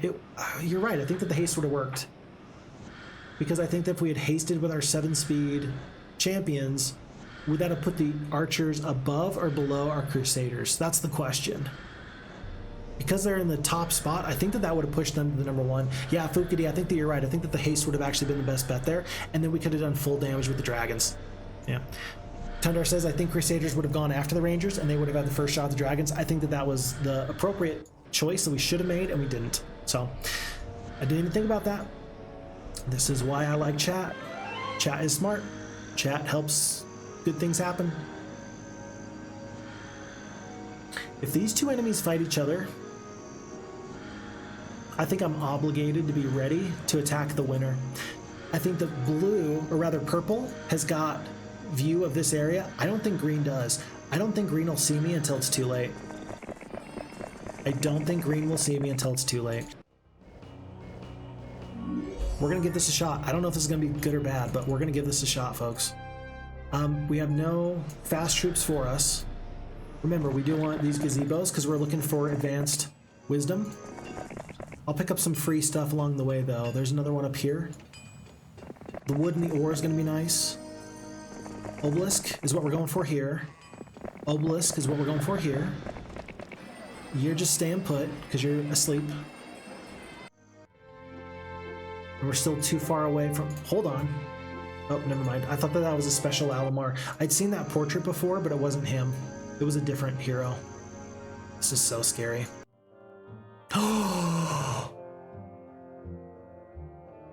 Green attacked purple and lost. Green was the aggressor, though. Green attacked purple and lost. A few black dragons left. Oh, it was so close. Green might... Yeah, Pepperjack is coming up. Pepperjack can probably take out this final purple hero. We can take out Roxana. And then we can hold on to 2 black dragon creating castles. This is crazy. Please check that yellow barb. I will do that in just 1 second. Let's see. Are these losses acceptable? After the previous fight, I think that we can do much more with this. Okay, so we're basically going to have the same shot as we did before. So the way that the AI is doing their turn order, what if we do the haste here? But you have to do the haste here. It will move the Rangers up, but then the concern is that they will blind or they will slow the Rangers. I'm not sure if they will. We will have to wait and find out. 87, 84, 83. There's a curse. Even cursed, we definitely kill the 8 gargoyles, and then we get... There you go. There you go. You get all the black dragons in one shot. Enemy surrenders for 3,700 gold. We'll take the expert archery, and we will sit in here. Folks, we just have to hold on. We got 2 sets of black dragons coming up strong. And these stone liths, these take us to here, don't they? Should we go pick up some dragons? I think we should go pick up some dragons. We're gonna wait for now, but let's send everybody out with the 7-speed champions. This is good. This is good. This is very good. Okay, the yellow barb. Right here. Gouda. Gouda. It's very Gouda. And it looks like he just had the rocks. So we got Gouda and Cheez Whiz still. Pepperjack. This guy. Okay.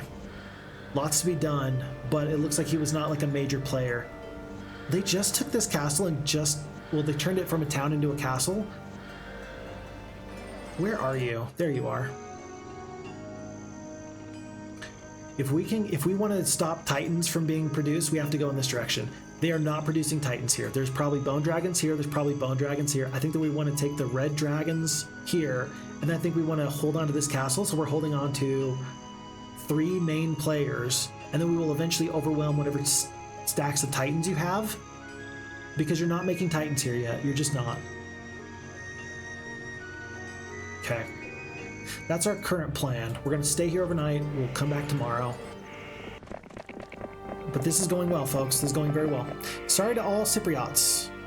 Oh, it's from Cyprus. There we go. There we go. Roman says enemies are decimating each other.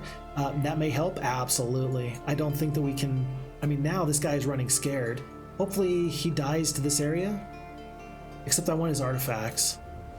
What artifacts do I have? I want to get rid of some of my artifacts. We'll see if Croto can help out with that in a second.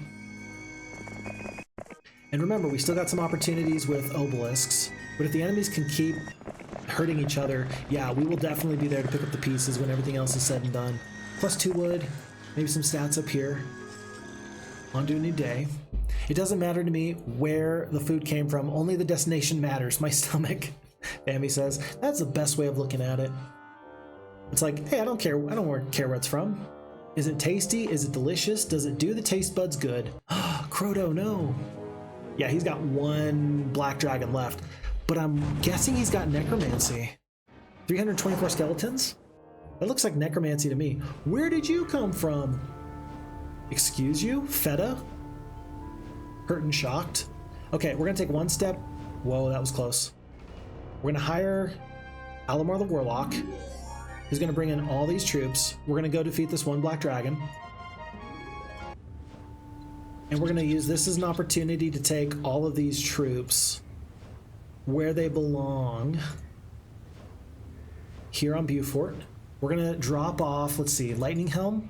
I don't think that that's gonna play too much into our fight here. Spiked Helm for +1/+1's not that good. Endless Pouch of Sulfur. Do you want the good luck?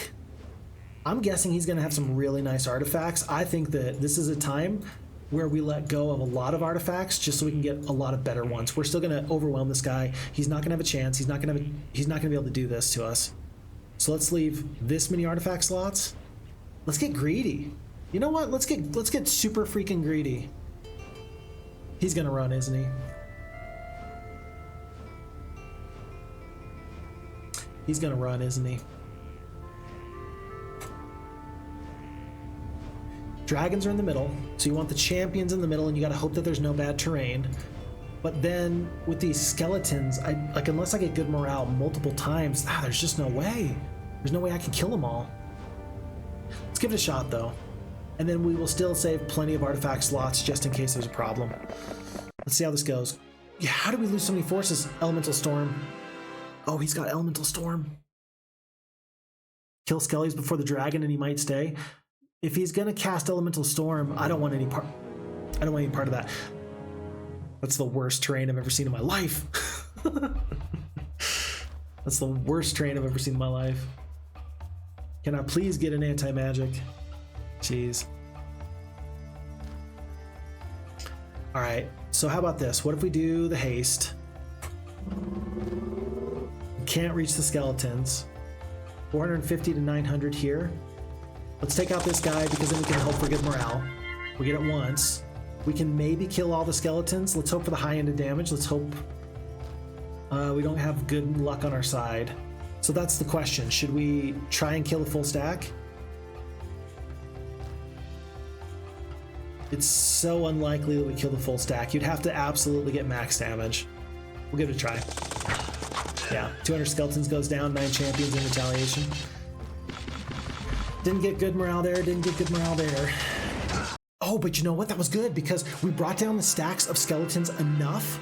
The good morale was good because, okay, folks, this is huge. Hold on. Pause. Why was that a big deal? That was a big deal because we killed the black dragon, and then we were able to kill 200 skeletons, and we brought down their big power stack down so far that if they did elemental storm themselves, that they would have lost, and they would have turned over all the artifacts. And so therefore, they could not use the elemental storm, and they had to go to the fireball to kill 3 and 8. That was nice. That actually worked out perfectly. Fukudi actually baited into a fireball. I think so. And I think that that's fine. I think that's totally fine. So even though we lost this enemy, we still found a nice way to save a lot of troops. And we are grateful for everything that happened there. Will we save these forces? I don't know. But for now, I think that we actually want to go do our damage. I think we want to stay away from Cheez Whiz for sure. And we will go get some red dragons, and then we will go from there. Interesting. Interesting fight. Avatar Hero says, folks, I need to have some family time here. Good luck to the Fox and to everybody. And I'll check in later if you're here. Otherwise, I'll catch the YouTube video. Have a nice time, everyone. Avatar Hero, have a great one. You take very good care. Fukudi agrees. Have a good one, bud. And Tendar says, enjoy. So there you go. Lots of quality people here. Wishing you the very best, sir. And that includes me. I wish you the very best as well. We'll see you around. All right, we got 4 artifact slots open. I will take the rabbit's foot for now. Luck is good. We will save the rest of this for laters. And then let's see, Alamar's just gonna grab the windmill real quick. I do want to scout in this area because there's stuff. Clearly, if purple player's just showing up out of nowhere, like there's stuff happening here. It's day 5. I think I can get to the Dragon City and back. Oh, unfortunately, I've got to do it like this. I've got to have Alamar come back to pick up some of the troops so we can get the red dragons. Brie is going to continue on north. I think we're just going to turn over this castle and plan on getting back. Who are you? Plan on getting back later. Cheezeball the Barbarian. It's worth it to me to buy Cheezeball and just see if she can hold on.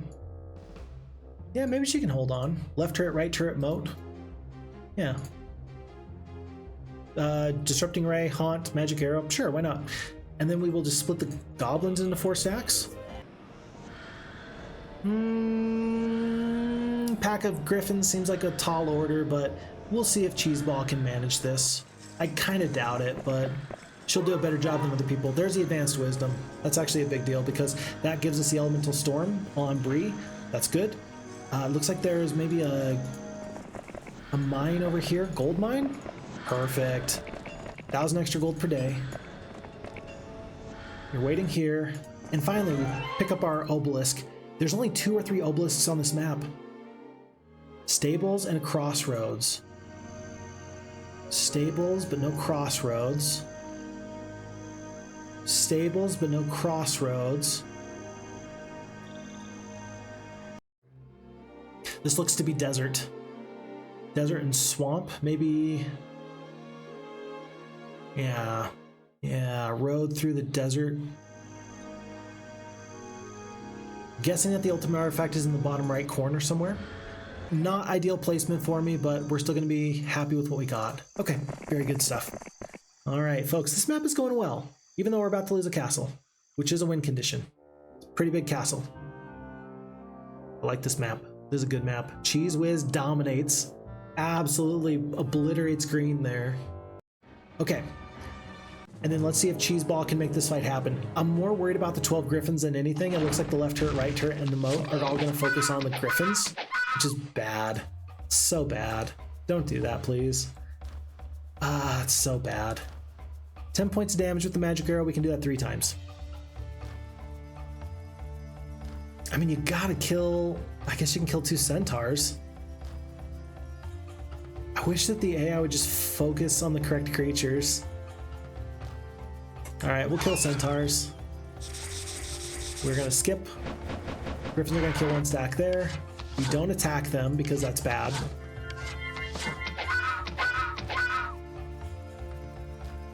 Here. Oof. Oof. Goblins are staying alive. And then 1 final shot. 2 more here. And that's going to be the end. So she did her best. 6 and 9. It's not great, but so long as the enemy doesn't take 3 black dragons from us, we're going to be fine. Oh, look at this. So they know that we're here. We're going to see if we can outrun them. There's no chance that we can. We got 2-speed creatures. They've got 4-speed creatures. Still, we're going to give it a shot. We can actually reach Gorgonzola if they go the incorrect way.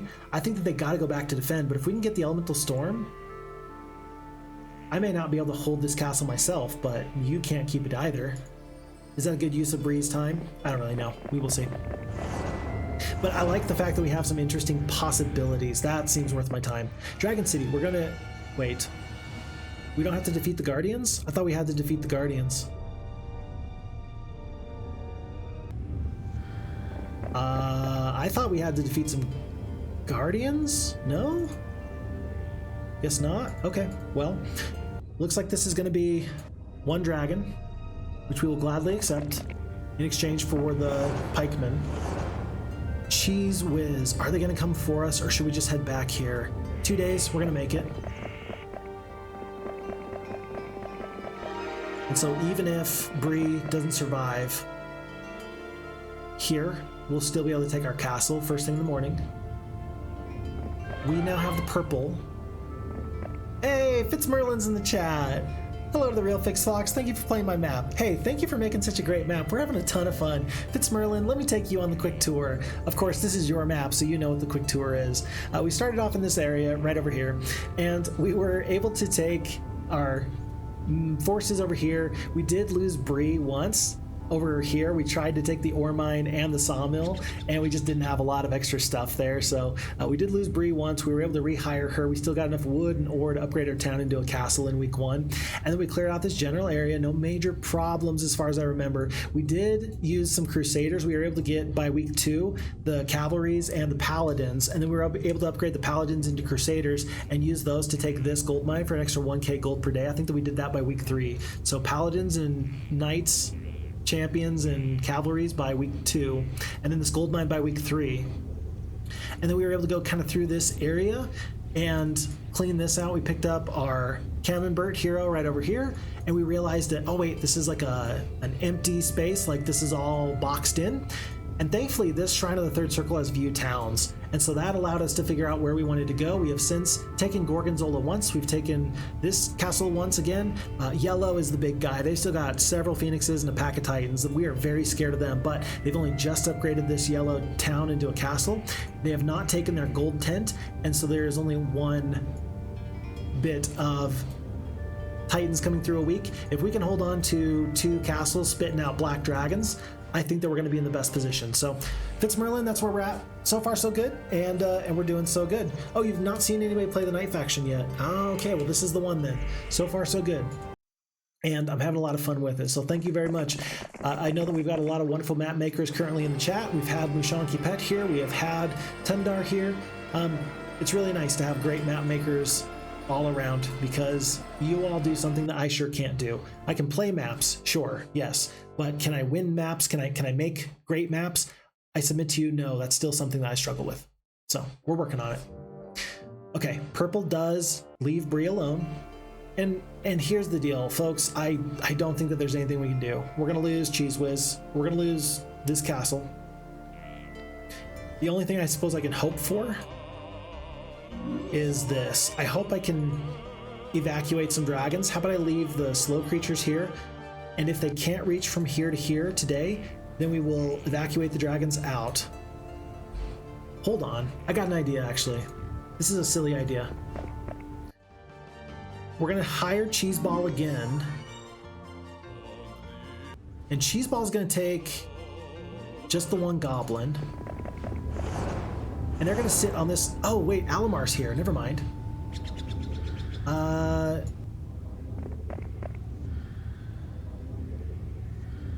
Alamar's gonna be ready to go. So Cheezeball's gonna head up, hand over these troops, and they're gonna see if they can like distract. No, we can't get out of the way far enough, can we? I don't know, maybe that'll be just barely enough to prevent the enemy from getting into the castle. We're then going to have Halon sit here and try and defend as best as they can. They're not going to do a good job.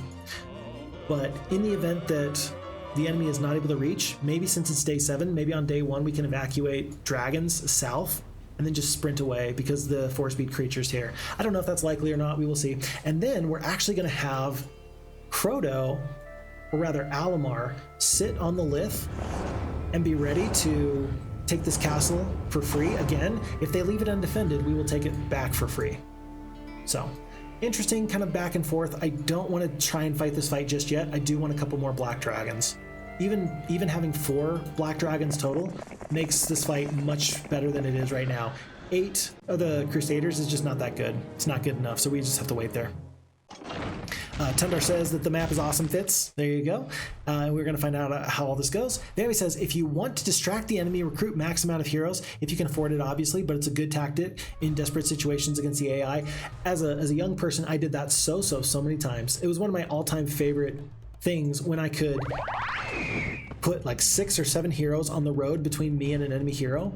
A player is probably not likely to fall prey to that strategy. But if you can make it happen, yeah, it's a good way of doing it. So we got plenty of gold. We'll see if that's a tactic that'll work for us or not. I don't know the answer just yet. 13, the Rangers goes down. Purple player's been vanquished. Purple player's been vanquished. Folks, we just vanquished purple. Wouldn't it be wonderful if on the new day, we look in our tavern and there's a new somebody there for us? Oh, by the way, hold on. Where is it? Where are you? It's that building. He told her, yada yada, and then he said blah blah blah. For the first time in a long time, there's not a Cheez-related tavern tip. That's okay. You can't always have what you want, and that's okay. That's fine. It's fine. Okay, so we're going to take a step in, though. We're going to drop everybody but our 7-speed champions. We're going to upgrade the dragon right now, because it's going to be super good first thing in the morning. 1, 2, 3, 4... 5, 6, 7. We got 7 heroes. Tell you what, we'll give it a shot. We'll see if we can get one more hero. Let's make it Luna. We'll send Luna up and maybe she can distract the enemy hero just a tiny bit. Just like that. I doubt it, but we will see. Okay. FitzMerlin, I don't think I wrote that one. I don't think you did. That one just comes standard with the game, so I would be very surprised if you did. That would be quite the revelation that you are indeed an original Heroes of Might and Magic 2 developer of the game. That would be really pretty fantastic, actually. What a fun way of telling us, too. Hey, there you go. Okay, let's see. Let's see what yellow does here. Green is pushing into yellow's territory. They take the Necromancy Castle. Yep, and yellow is too smart. Yellow completely ignores everything else, but we get the good first look at this hero. 10 of the Titans, 7 of the Phoenixes. Of course, I believe that the 7 Phoenixes... Oof, that's ugly. I think that the 7 Phoenixes, they were able to get them to join them. And we have not yet had the opportunity to do that. Halon is just going to graciously leave this battlefield, folks. There's nothing else for it. Yellow still has tons of movement points. They're not quite going to track down the rest of these heroes, but if I can, I'm going to send Luna here. Yeah, look at this. There's only one more obelisk on the map. Oh, let's see if we can find that obelisk. And then Pepperjack? I'm going to go to right here and hope that Pepperjack is going to come on up. And hope the Cheez Whiz comes on down. I don't care about Luna. I don't care about either of these heroes. Let's just get stuck in this corner, actually. Did you leave it unguarded? You left it unguarded. You left it unguarded. So even if we don't get anything else out of this maneuver, even if all we do is save these 3 black dragons, that was worth it. That was totally worth it. That was excellent. That was awesome. Okay. You can have the 1st through 5th level creatures. I don't care. You saved me the dragons, and I'm grateful for it. Very good. Okay, we're good. Naomi says, I actually beat the final map of Restoration of Barathia that way. Really? Huh. You know, I don't think I've ever beaten the final scenario of Restoration of Barathia. I think I need to, for sure. Describe it. Tell me more. Help me understand. What's the strategy? Okay. We're gonna leave all these troops. 4 black dragons. I am gonna step on the stables because speed matters. We're gonna ignore the gazebo unless we are right on top of a new level. We're still 4,000 XP away. There's a fort. I could go back for this and this and this. I could go back. I think that my stats are already so good. Let's just go to right about 2nd level spell. That could be good. Nope, already got it. And I don't think that Cheez Whiz can see us. We do want to pick up the fairy ring.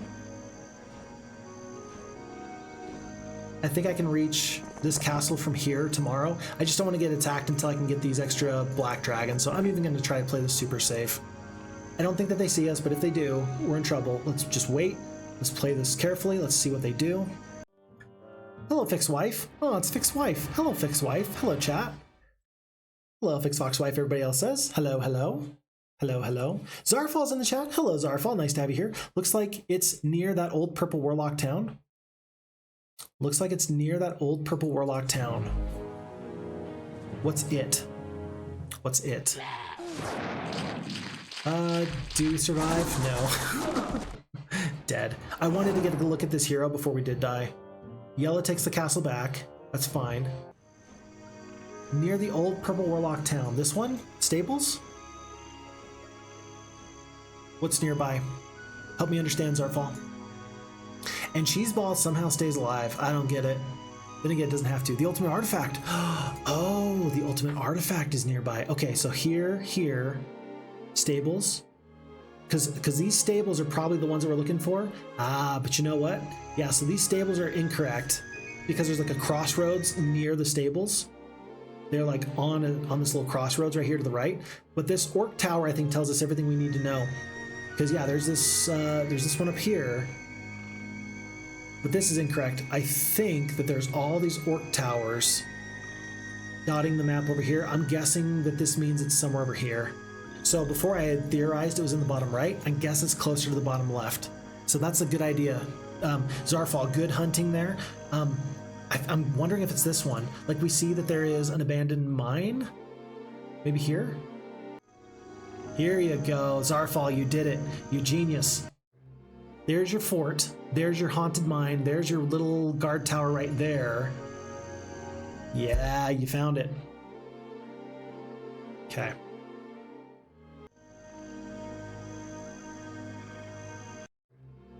What do we think, folks? With very, very limited information, does this look like an orc tower? Does this look like a fort? And does this look like an abandoned mine? Mountains, mountains, and then this road coming down. Road coming down. Yep, so it's right about here. Good stuff. Very good stuff. Well done. Well done. So we have found it, and I wouldn't have found it if you hadn't have prompted me to look. So thank you, Zarfal. I appreciate that.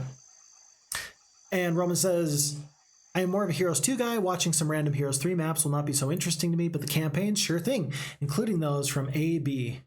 Oh, yeah, for the... Is that the Chronicles? What's AB? Restoration of Arathia, Shadow of Death,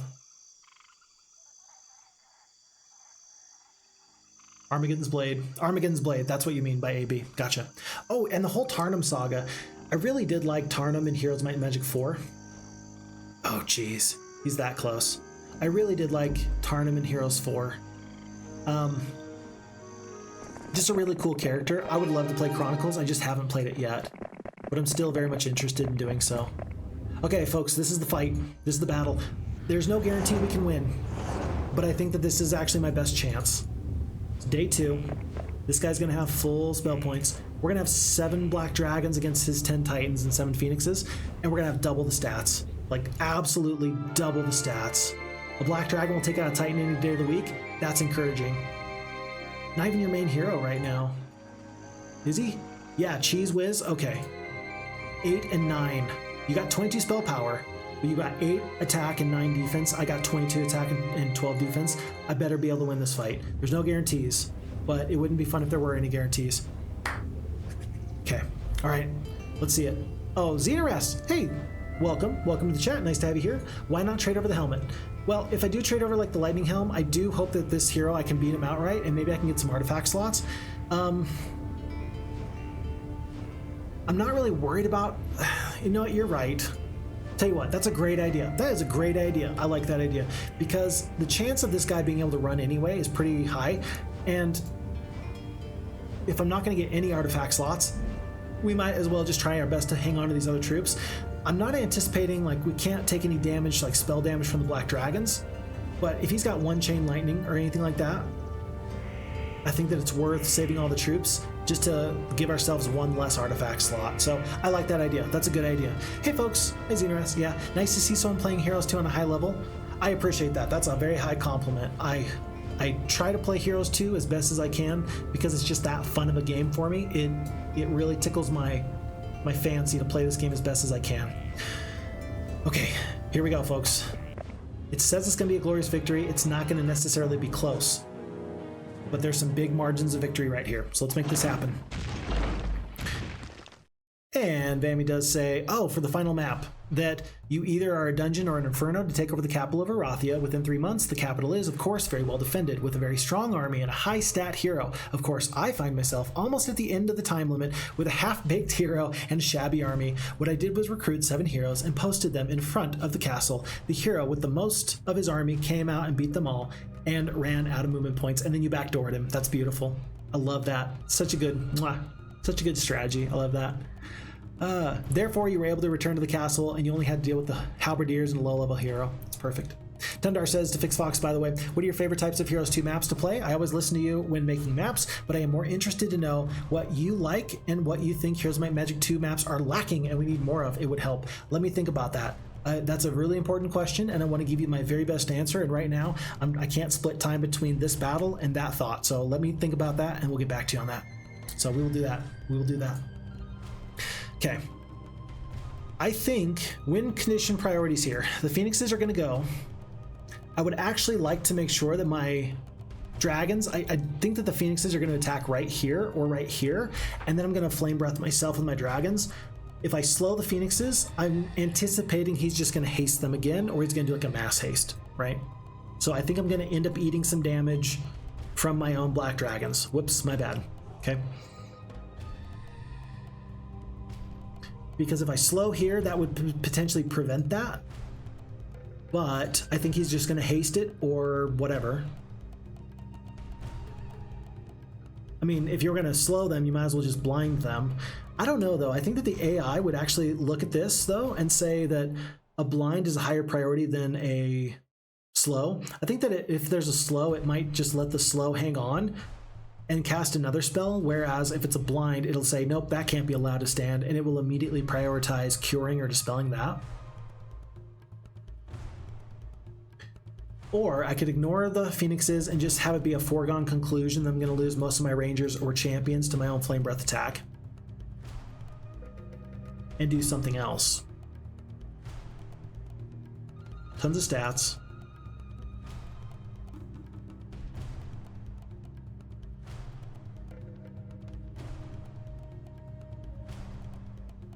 Well,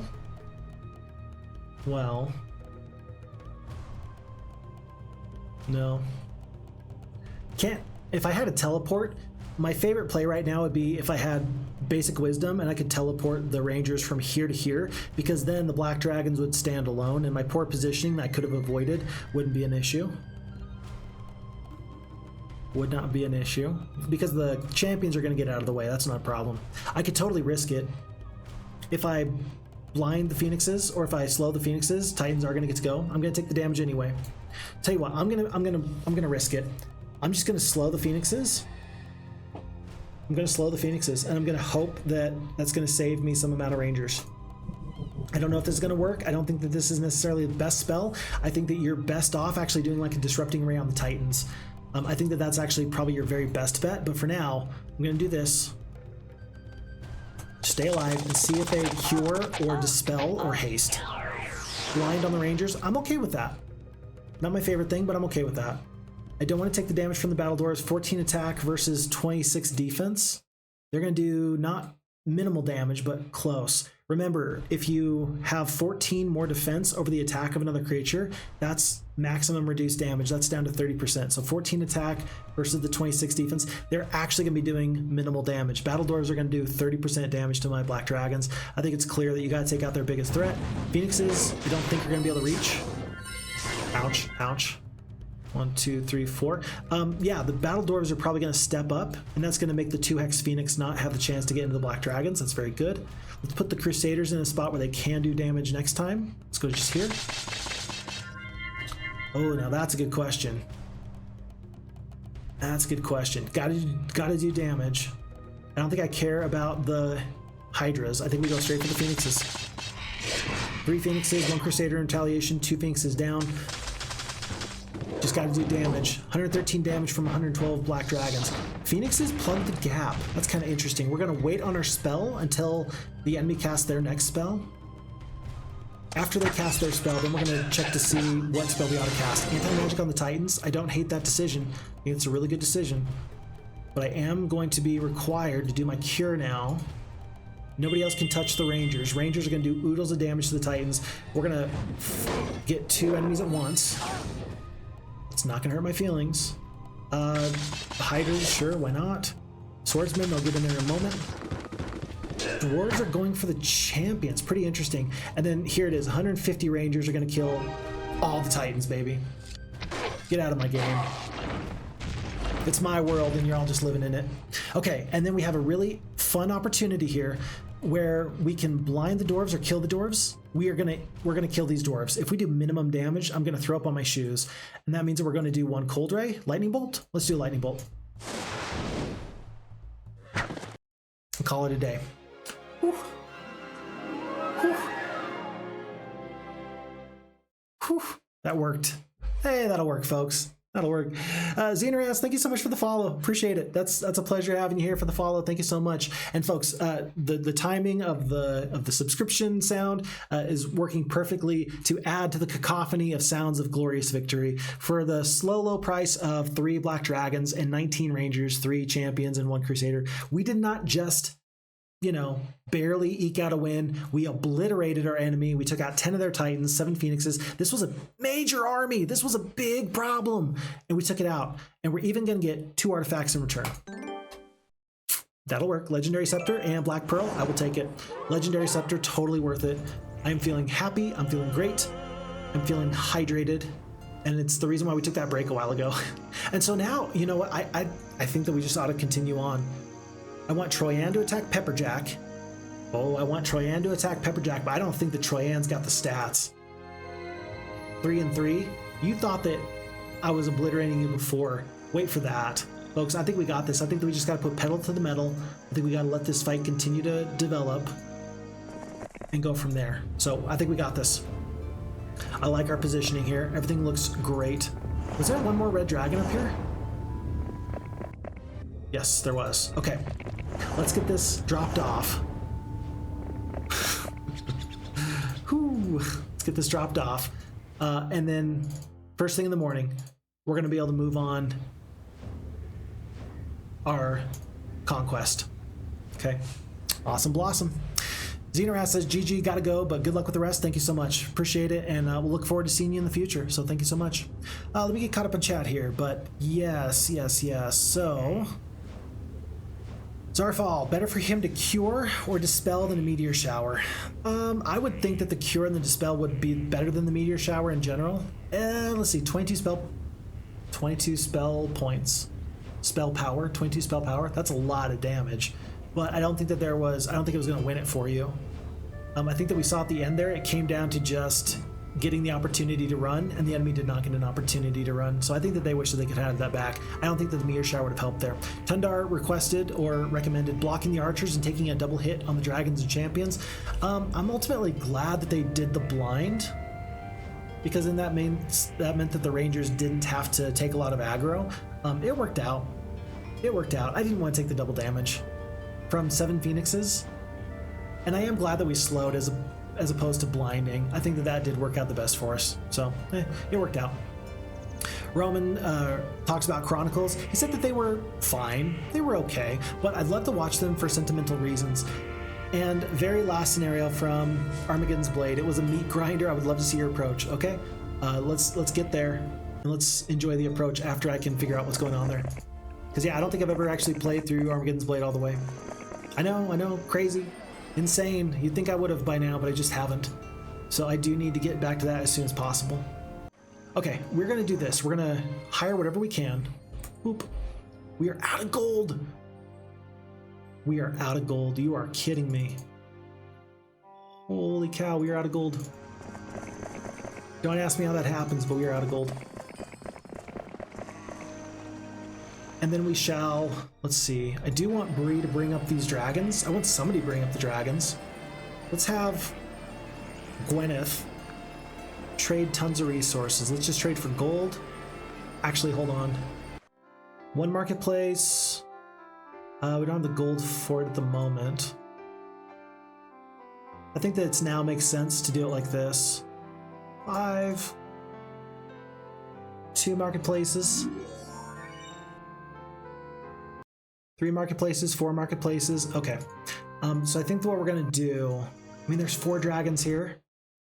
No, there's no dragons here. We already picked them up. Oh, it's day 2. We picked them up from here to there. Okay, we're fine. I thought we were gonna have to hire another hero to go that whole distance. We don't. So let's just let Cheez Ball go down. And where will green go? I hope that green attacks yellow. Perfect. Perfect. The enemies are attacking each other and everything's perfect. So then Alamar is going to go south because we still need to explore that direction. We need to let Brie continue to go kind of in the southern direction as well. So she shall. Very beautiful section here. This is beautiful. It looks like the enemies never actually got to the south, which is kind of surprising. Huh. I really like these shrubs. These shrubs are kind of nifty.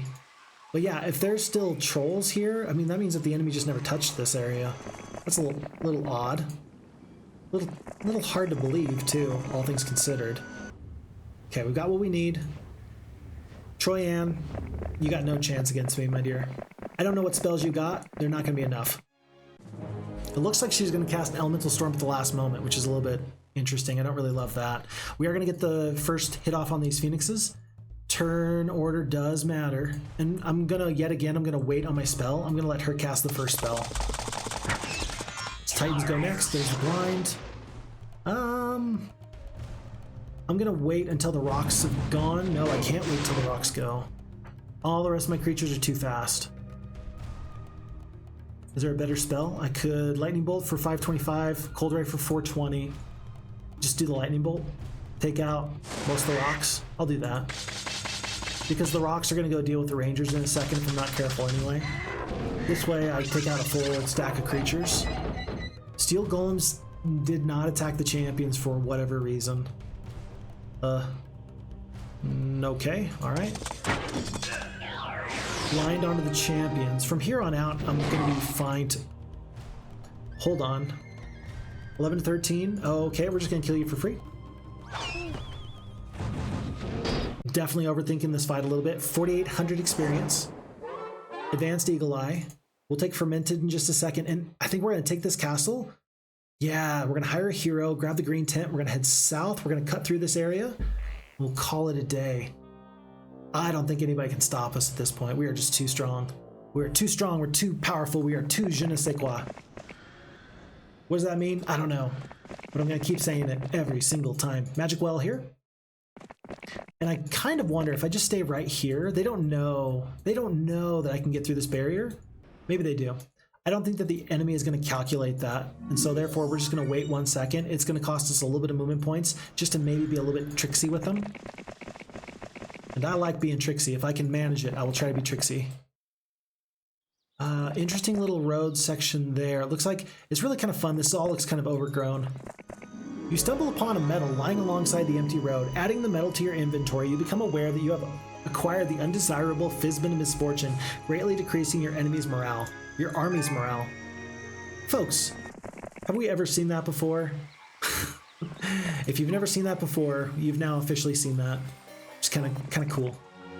Kind of cool to say we've actually seen the Fizbin of Misfortune on the adventure map now. Okay, we're cruising through. I kind of stopped purchasing units, but at least I did get up to the Crusaders here. That's at least kind of worthwhile, and the Rangers. So we'll pick up some troops as we kind of head into the main fray, but I'm still anticipating that this map is pretty much won at this point. Bammy says, wasn't the final Armageddon's Blade map the one where you have to carry the sword into the demon city? I just put all the troops I had onto Jelyu and rushed the demons ASAP and had no issues. Am I confusing it with something else? I don't really know. That's a good question. That's a good question. Bearded Man's in the chat. Hello, Bearded Man. Hello, FixFox. Hello, chat. Nice to have you here. Welcome, welcome. Good to see you there. It's a pleasure having you here. Hopefully life is good for you, Bearded Man. Tundar says to Bearded Man, I found a guy on YouTube called Beard Meets Food, and I thought of you. That makes me happy. Again, I love that chat gets to know each other, and that you all have your own fun little sidebar conversations. That makes me really happy. So please never stop. And just know it makes me very, very happy when you do. Okay, identify hero. 5 gems. Dead Titans. Dead other castle. Do you have Titans here? You do. So I think that they got 1 Titan here before I took this castle. I think that that was like 1 or 2 Titans. I think that that's all that that was before it was all over. They do have the well.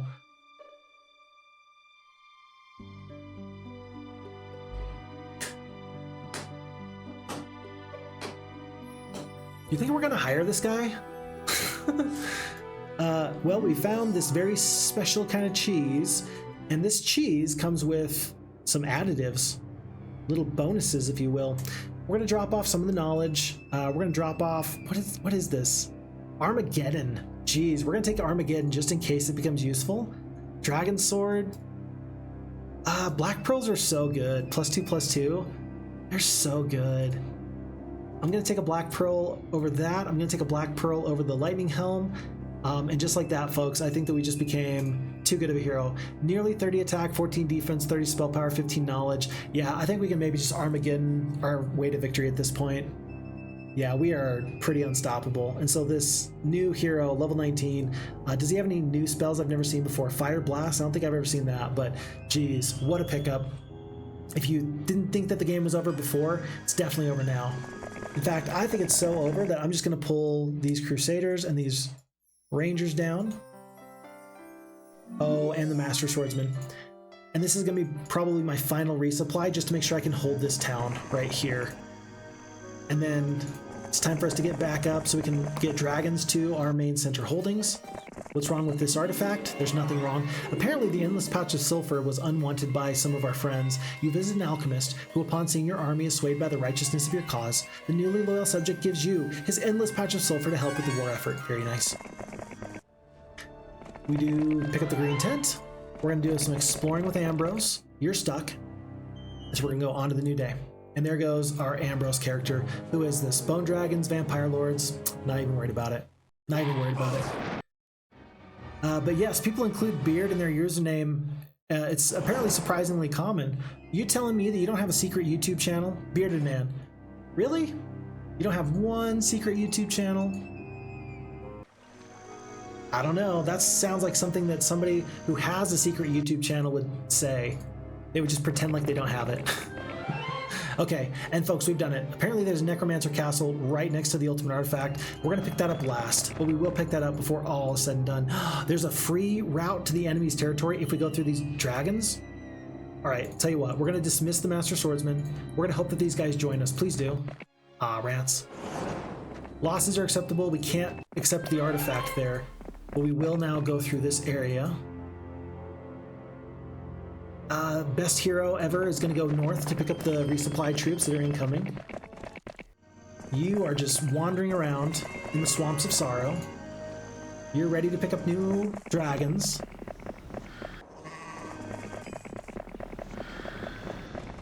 Resupply troops coming. I don't know if they're going to get here in time though. I think Sarachen's going to get here. Let's see, day 3, day 2. Gotta get to right about here. I think that we can actually stop him from taking fermented. Never mind, we're gonna be 1 day short. Well, a day late and $1 short, how about that? Let's just make sure we don't turn over any nice artifacts. Oh, I thought it was Herd, you thought it was Herd Dead Man, not Beard Dead Man. Sorry, Beard Dead Man. Unfortunately, Tundar, I wasn't trying to be rude, but I was kind of rude to Bearded Man at one point. And for a little while, he said, just one time I want to hear FixFox say Bear Dead Man. And so then I called him Bear Dead Man for the next couple of days. And then he was like, FixFox, you really don't have to do that. So I'm sorry. If you thought it was Bear Dead Man, it's not. Just Bearded Man. He says, just Bearded Man is fine. So Roman says, right, this map is simple if you reach the destination before next week, but I meant last mission of the whole game, so foolhardy waywardness. The scenario, hurry up and wait. Oh, that was the Armageddon's Blade map that you're talking about. Gotcha. Okay. Sounds like it's a good one. Sounds like it's a very good one. Full swap. 11, 8, 16, 18. I'm not gonna actively try and antagonize green because I know that it's day 7 and I got black dragons coming very quickly. Like very quickly.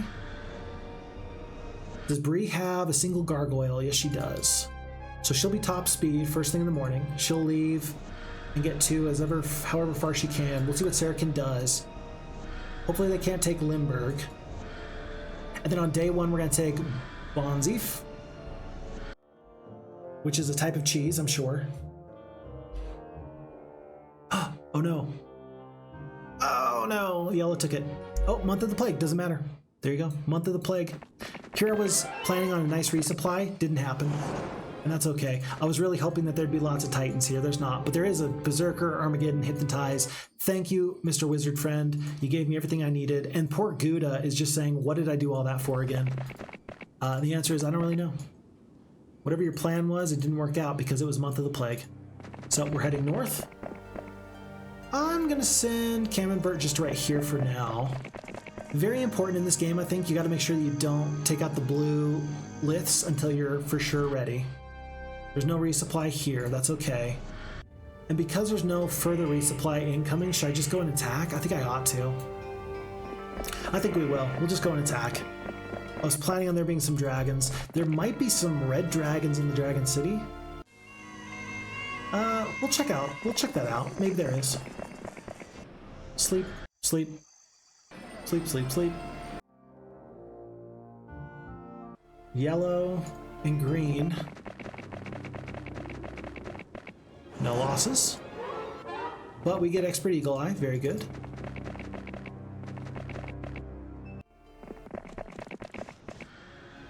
Big losses, but worth it. Just to hold on to this castle now. We will retake our castle here. What? How many Titans was that? Like 6 or 9 Titans that we just destroyed? Jeez, that's pretty good. And we do want this observation tower just so that way we can track our enemies. I'm even going to have Brie cast the view towns one more time. So there's one more town here. Folks, there's one more unclaimed town, and that means that there is like one more hero wandering around for yellow.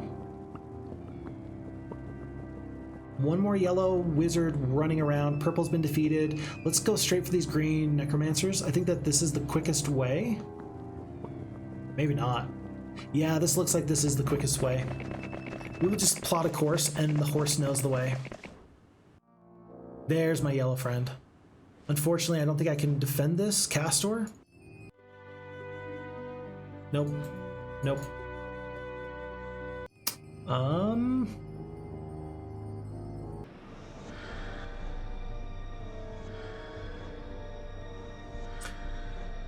I'm looking for a way I can fast travel over there to defend that castle. Doesn't look like there's anything over there. What about for Brie? Brie is not close enough to anything to step on them and then do a fast travel. So we have no fast travels available. We're just gonna hire a hero and just hope that they can hold on to this. Here, no. Here, yes. 12 sprites is definitely not enough, but it's something anyway. Okay. If I was a little bit more confident that I could hold on to that somehow, I would try, but I don't think I can, so I'm not really gonna try. Lots of bone dragons. We got so much gold. You think they're gonna join? Let's give it a shot, actually. Nope. Glorious victory, though. Artifact, can't pick it up.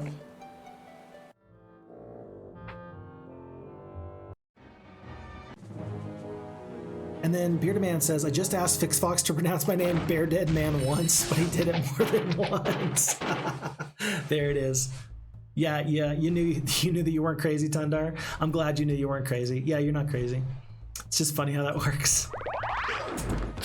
That makes me happy. Bambi says, oh yeah, I cannot wrap my head around the Shadow of Death campaign. Might have something to do with the fact that I've been playing with other AI than the original. HD mod, VCMI, etc. Still, they feel quite overtuned. I mean, so every single time if you switch AIs, like that does mess with you. Like truly it does. So I don't think you should feel bad about that at all. That just makes sense to me. But the older AIs, I mean, I almost feel like we should go through the campaigns for, as Green Players Vanquish, we should go through the campaigns for Heroes Might and Magic 2 with only what we have now. Is this a quicker way? I don't think so. I think you gotta go all the way around. I feel like if we play through the campaigns again, we should play with Heroes Might and Magic 2. But the problem with that is this. Heroes Might and Magic 2 Gold The AI is different, it plays different, it would present its own unique challenge. Yes, yes, sure, all of this is true, but I don't know if I can live without the quality of life buffs. I really don't know if I can. FHeroes2 has been just so very good. I just can't. I just can't quit it. It's super good. Being able to just cycle through these animations quicker. I can play, I don't want to say twice as much Heroes in the same amount of time, but I can play an awful lot of Heroes Might and Magic. If it's FHeroes2, I lose time and space if I play Heroes 2, the regular one. And that might sound a little bit strange to hear, but just like, if nothing else than just the way that the game cycles, it's like between thing to thing and place to place, it does matter. It absolutely does matter how much game you can get through in a short amount of time. Folks, I think that this is the last one, but I do want to dig up this artifact, so I'm just going to sit right here. I'm anticipating losing. No? Okay, great. Ultimate Sword of Dominion, plus 12 attack, yay! But I'm anticipating that this is the final hero. I don't think that there's anything else here. So let's have our final hero step out of the way, and let's take a final look at our hero. This is going to be Buford the Knight, level 19, 30 attack, 14 defense, 30 spell power, 15 knowledge, with 5 black dragons, 93 rangers, 30 champions, and 7 crusaders. I think that we will supplement those forces just a tiny bit, and then we will say goodbye to our fair hero. So, not too bad. Not too bad. Tundar says, I learned testing the Sandro map that there are at least 2 different stories for picking up the tax lane. Oh, now that's interesting. And that's information I did not have. Huh, interesting. Zarfall says, bad artifacts and terrible trap skills like Eagle Eye is a total old school gaming thing. Hope it returns in older era. Yeah, I kind of like that idea. Takes up artifact slots and so on and so forth. I like that. Tundar says, I wonder how many versions of artifact pickups this game has. Maybe the tax lane's the only one. That's a surprise to me that there is even a second one. That's interesting. Although I do believe that there's 2. All right, we're gonna have to check something out in a second. No, I already did a video on that. I think that there's 2 dying animations for the Bone Dragons. I think that there's 2 separate dying animations for the Bone Dragons.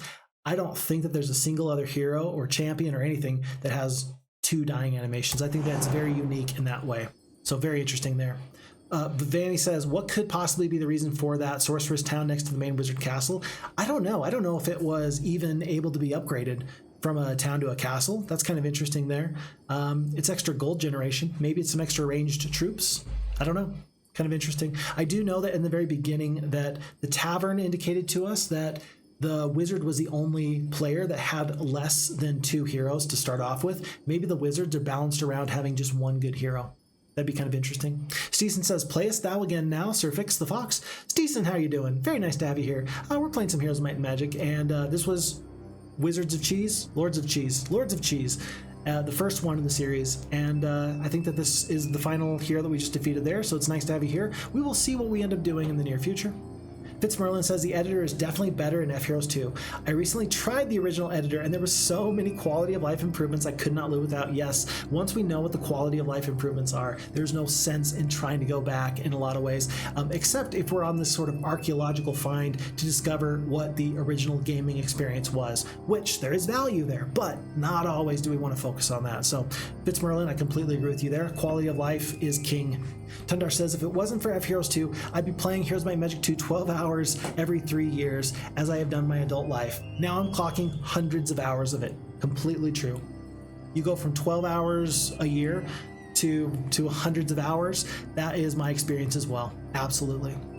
Steeson says, I remember one of the devs pointing out for me that this map was an example of a real map. This was a real map? Well, there you go. FitzMerlin, high praise. The FHeroes2 devs, hopefully when they are looking at including new maps into the FHeroes2 patches, maybe they will include Lords of Cheez. I think that they ought to. At this point, it's the highest rated map on all of the FHeroes2 Discord. I think it ought to be included. That's just my 2 cents. We will see how it goes. Vammy says, even if the AI was bad, Reed, aka a cheater, the AI that is the original Heroes 3, in New Beginning, the second map, it blocks you with magic garrisons, which makes you unable to counterattack the enemy unless you go through lots of Scorpicores, which is no small feat on a somewhat poor map. There you go. And so the adjustments, we have to remember when we're talking about the different AIs, that the AIs were what was present, and maps were designed around that AI. And so there's certain maps in FHeroes2 that, like Ghost Planet, for example, I don't want to say that the map is broken because of the FHeroes2 AI, but I distinctly remember that we had to really work at the beginning in order to even have a chance. And we did complete that map with FHeroes2, but there are some maps that you cannot complete as well. I think, what was it? I think it was the third map in the Thunk series. Number 1 is A New Hope, or yeah, A New Hope is number 1, and then Thunk is number 2. And then I forget what the third map was called, but that one was nigh unto unwinnable because the AI just didn't act in a very particular way. There's a problem there. Yeah, so that's an issue. But we just have to remember that, like, so even the old AI, it still had its place. I'm still impressed with how good it was even back in the day, even though it cheated. Tundar says no, because there's no fees, payments, different guards, etc. There's lots of different artifact pickup stories. There you go. There you go. Steeson does recognize Wizards of Cheez or Lords of Cheez. I'd like FixFox wife to open a cheese shop with FixFox Cheez merch to sell. Folks, if I was to sell FixFox Cheez merch, do you really think that you would buy it? Are you sure you want me to ship your cheese to you? Do you? With that name, we'll see. Tundar says, if you have the time, I have a small map called Center Isle Skirmish. It's tough, could take you up to an hour max. We will see. We'll see about it. And thank you, FitzMerlin says, I'm glad people are enjoying your map. I am glad you are here because we sure enjoyed your map. I enjoyed your map today. So this was wonderful. This was 66 days, a base score of 137, difficulty on Impassible with the Shackles, and so that gives us the rating of a Green Dragon. That does not make it into my high scores, but this does make for a really fun playthrough. So with that being said, FitzMerlin, thank you so very, very much. I appreciate it very highly. Folks, let's see. I want to go spend time with my kid today. He's been having a little bit of a tough time. And so I know it's kind of early. Usually I stream for, 5-6 hours.